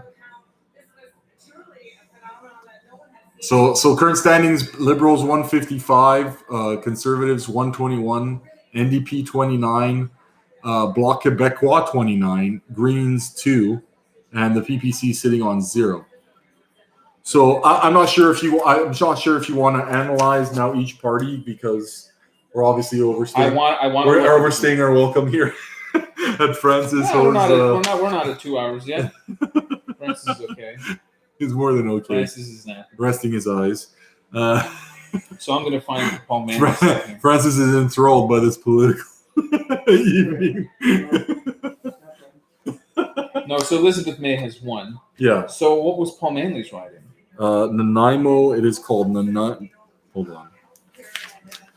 Oak Bay. Nanaimo Ladysmith. Where is that? Oh, okay. I see it. Wow. I don't know if you can come. No, well, it's early. It's very early, actually. What about Kitchener Center? Is that close or is that done? I will check it in a second. So apparently what's happening right now in Paul Manley is it's very early. So Cronus is in the lead at 944 votes, and Paul Manley is at 833 votes. Okay. So it's only a 3% swing, but it's early because it's under 1,000 votes, and it's so where's 10, that? It's 10. It's less than 5% of the polls reporting. Okay. Right So where's that second seat coming from? Is it Kitchener Center? It's definitely Kitchener Center.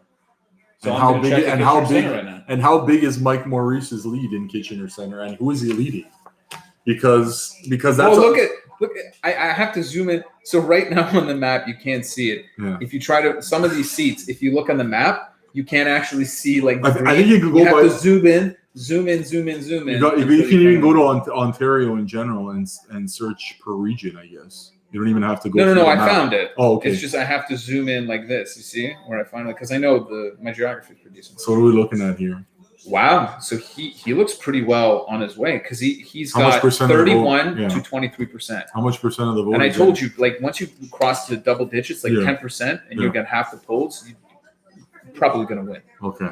So it's 1,003. So in terms of the polls, it's over 10% of the polls reporting. So yeah, it's early. It's early. That's a really good lead to kind of build on. And the second place is a conservative there. Yeah. So that's why it's a light. So is it Hamilton East again? Oh my God, please. Hamilton Center. So the NDP candidate has won that. I'm looking at. Okay, so Burlington. The NDP has passed the block again, by the way. So let's see if they can build 30 to 29. Yeah. Hamilton East, Stony Creek. Yeah. So the Liberals are leading at 34%. The NDP and the Conservatives both at 28%. Yeah, that one was also another. That's always a close three-way one. Yeah, it's always a three-way race. There's a couple of them here that I had as kind of three-way potentials here. Another one. Oh, so they just changed it. So the Liberals are +3 in the seats now, right. And the Conservatives are +1. They've just changed it. Yeah. Bloc just took another one from the Liberals, so they're tied with the NDP again. Another one is, by the way, Jody Wilson-Raybould's old seat in Vancouver-Granville. That's also a three-way. Well, I'll tell you, the NDP are looking at 2 seats in Alberta right now. Well, they already had Edmonton-Strathcona, right? And now they're going to get Edmonton-Grice back. Yeah, that was the projection that the NDP was very competitive there, and have they projected Chrystia Freeland reelected? By the way, Canada's foreign deputy prime minister and finance minister. I'm not a fan. Neither am I. Not a fan at all. By the way, so Marcos has outed himself as a former NDP. You would call. I guess you would call me a left-wing libertarian. I guess that'd be the close. Yeah. See, that's what's missing in Canadian politics. You basically have 3 leftist parties. Well, the Greens are basically decimated. Right. But you essentially have, if you include the Greens, you have 3 left-wing parties. Right. The Bloc are typically left-wing on social issues. Financially conservative. Fiscally conservative. Yeah. And then you have the Conservatives that are like the center-ish party. Yeah. And that's a problem. Like, I think that there has to be... Well, are the Conservatives a center-ish party? O'Toole ran as a center. Oh, I didn't out myself yet. I've been a card-carrying Conservative since I was 16. There you go. I don't make any phone Seeing calls. as I'm always willing to have discussions with people. I'm not one of those like blah blah blah. seeing as I'm not a card carrying member of any party, I think the Conservatives made a big mistake when they didn't elect Peter MacKay. I think they made a big mistake not electing Maxime Bernier. Well, I mean, I guess that's 2 elections in a row. No, look. Here's at the bottom of the day. At the end of the day. Well, it is almost the bottom of the day. At the end of the day, what argument do you have if you're somebody that's like a Scheer fan? I guess. I mean, somewhere they exist. Somewhere, yeah. Just like Tim Hudak fans exist somewhere. Like, are you really going to say that if Maxime Bernier was given a chance, he does worse? Does he does worse? Well, I mean, you can argue from the aspect of this election, he could have done worse because of the media propaganda against what he was standing for the PPC, right? No. Do you think it's not possible that the media vilification of the PPC didn't have their potential, right? Do you think that? Don't see. I'm just throwing things out there, right? I think the vilification of the PPC drove down their support by at least half. At least half. No, I think it comes down to the vote splitting because I talked to enough people in local ridings that were like expected to go conservative, but it was in like the high 40s. So they were like, oh, like they'll win with like 46% of the vote, but the Liberals are strong 30. And that was brought up because there wasn't any ill feeling towards the PPC, but they were like, oh, they're going to split the vote. And so, like, if you're a PPC supporter and you're one of those, let's say it was 8%. Yeah. How strong is your resolve going to be for somebody to be like, well, listen, I mean, you can vote for the PPC, but like it's a close race here, and our guy could lose if too many people vote PPC. Yeah. Well, as a former NDPite, the bane of NDP's existence is to strategically vote for the Liberals. Time and time again. I don't understand why you bring that up. It's only been 8 elections in a row that's a Liberal strategy 3 days before the election. I mean, it's a constant. It's gotten them. What have they lost? 2 seats so far? Have they lost? How many did they win in the last election? The previous election, I thought. I thought it was 157. And are there 2 seats? 1 seat still Marcus to come. Is just kicking my ass right now. Relentlessly. I'm pretty sure it was 157 in the last election. I mean, we're pretty much apart from the NDP numbers, and yeah, 157. So the Conservatives were at 121. So apart from Jagmeet Singh, who's sitting there, saying this election was worth it, man? Like we're back to where we were. Like I'm actually surprised that people didn't vote a completely different way. I'm really surprised. As shocking as that might be, as big as the Liberal brand is in Canada, I'm actually shocked that they made it over 150 seats. Well, listen, if you want to have historical consistency, you'd have to think Harper, like he went from majority status to 99 seats. Right. And Andrew Scheer picked up 22 seats.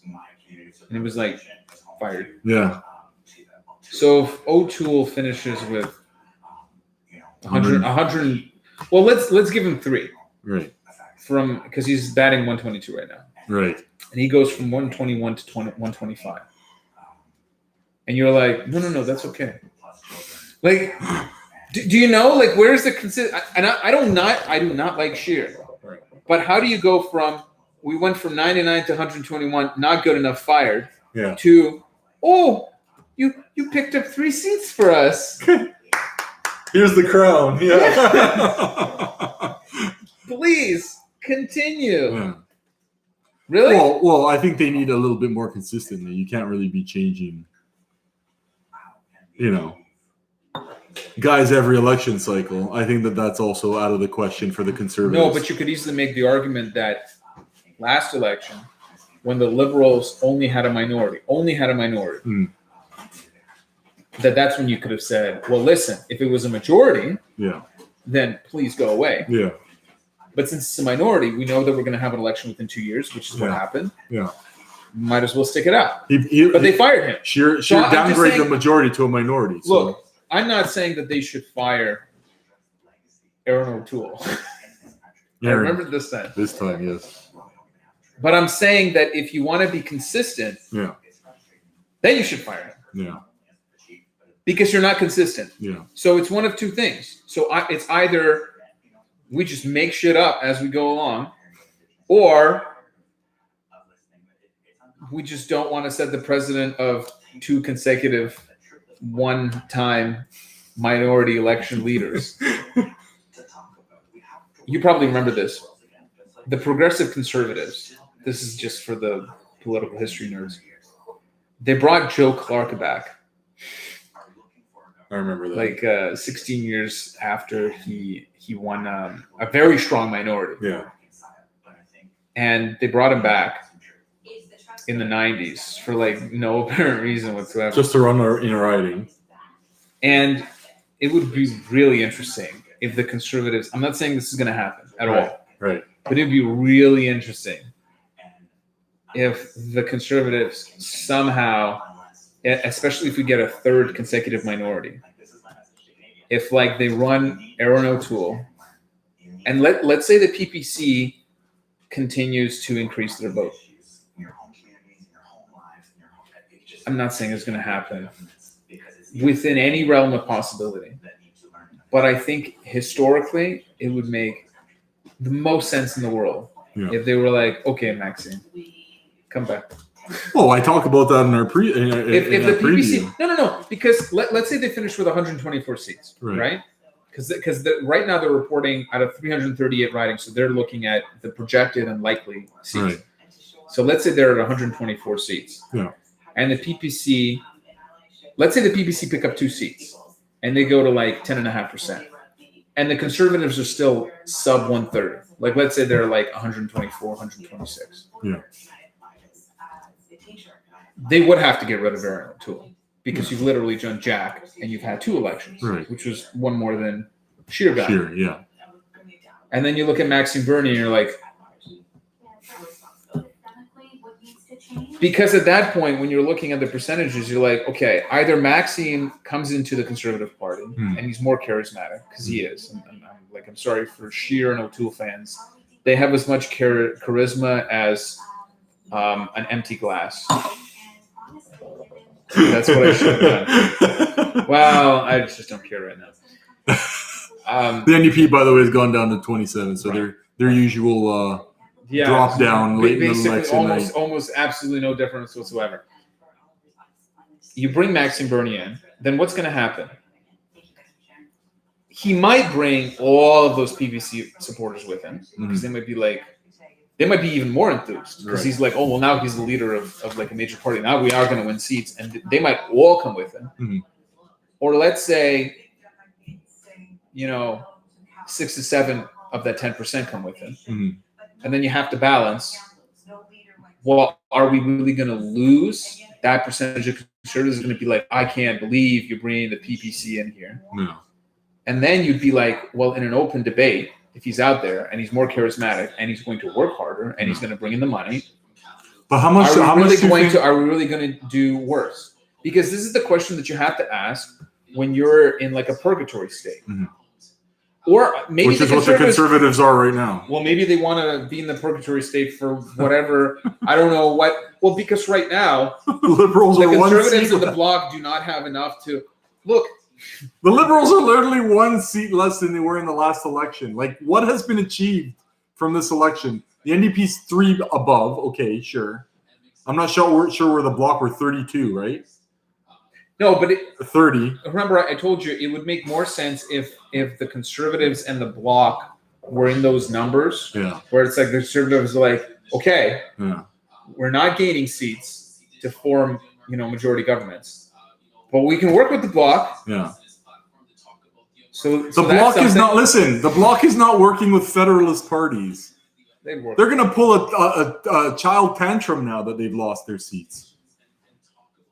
I mean, this is the reality of the separatists here, that they're going to pull a tantrum and be like, no, we're not going to work with anybody until you give us everything that Quebec wants. Right? So, I mean, I don't see any way the bloc works with anybody. I've mentioned it again in our preview video. I don't see the bloc doing any of that. So, I mean, we're going to be... I guess we're going to have our final notes here, I guess, because... well, we will, because all 338 ridings have reported. And it looks like... we're back where we were, guys. So if this holds right now, the Liberals have gone from 157 to 156. The Conservatives have gone from 121 to 122. I'm liking that. The NDP have gone from 24 to 29. Yeah. The Bloc have gone from 32 to 29. Yeah. And the Greens have gone from 3 to 2. From 3 to 2. Could you imagine if that held? That would mean 3 of the parties have had a 1 seat change difference.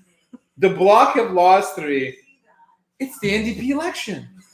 They've gained 5 seats. Well, look, for them to gain 5 seats, I mean, like, listen, buddy, that's 20%. Does that count? Does that count? That's not even 20%. I think they're polling around 17. Their numbers. No, I'm saying in terms of the seat count. Oh, seat count. They go from 24 to 29. That's a 20% gain. Yeah. That's a victory for Jagmeet Singh. Can't fire him.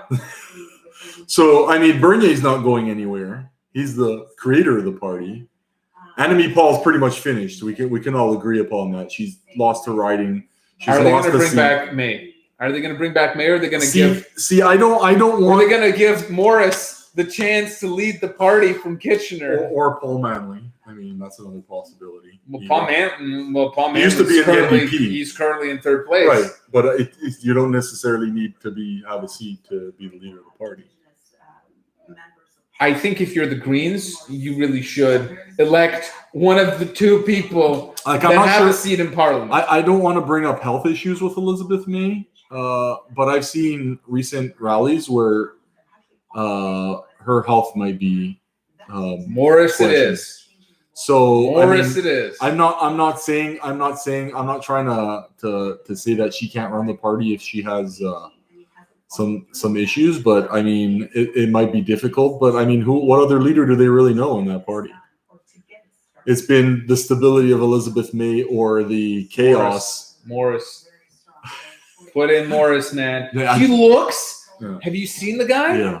This is a guy who wears like a not a beret. What's the little the golf cap? I'm not sure what you call it. You know what I'm talking about. I know, the but little golf. It's too late in the night right now. The little golf cap. Yeah.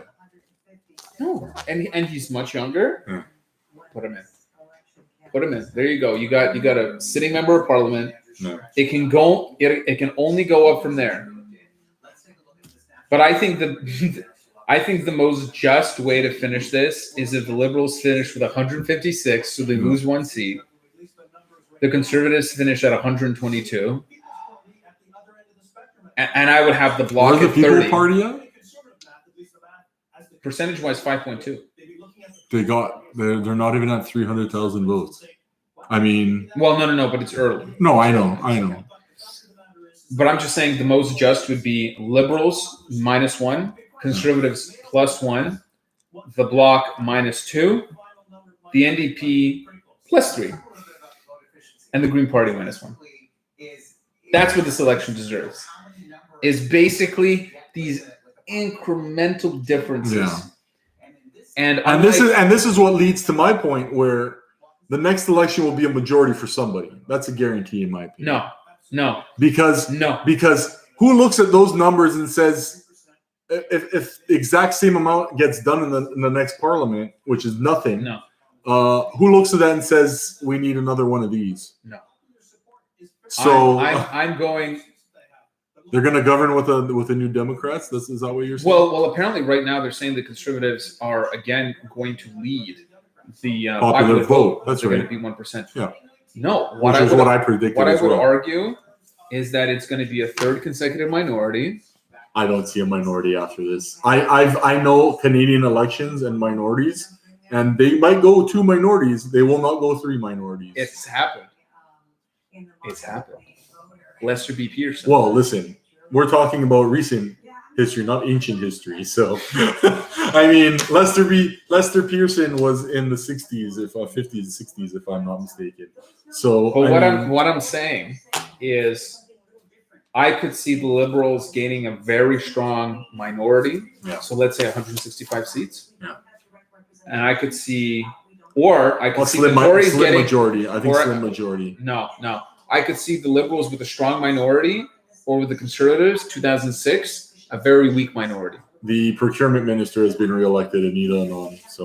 Oh well, public services and procurement. Gotta have that minister back in the fold. So we're gonna call it a night here. We'd like sharing this with you. We'll definitely have a review. We've taken up too much of our host's time. We're going to do projections for the next election. Marcos here right now, calling it right now in September 20th, 2021, a Liberal majority win for 2022.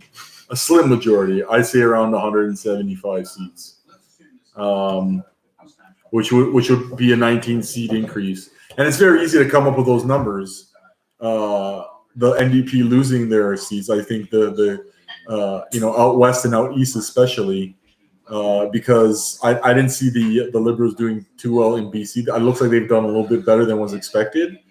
Atlantic Canada was probably the biggest disappointment for their night. And Pierre Poilievre been reelected in Carleton, by the way. So, I mean, we're back to where we were. It's as simple as that, folks. There's not much of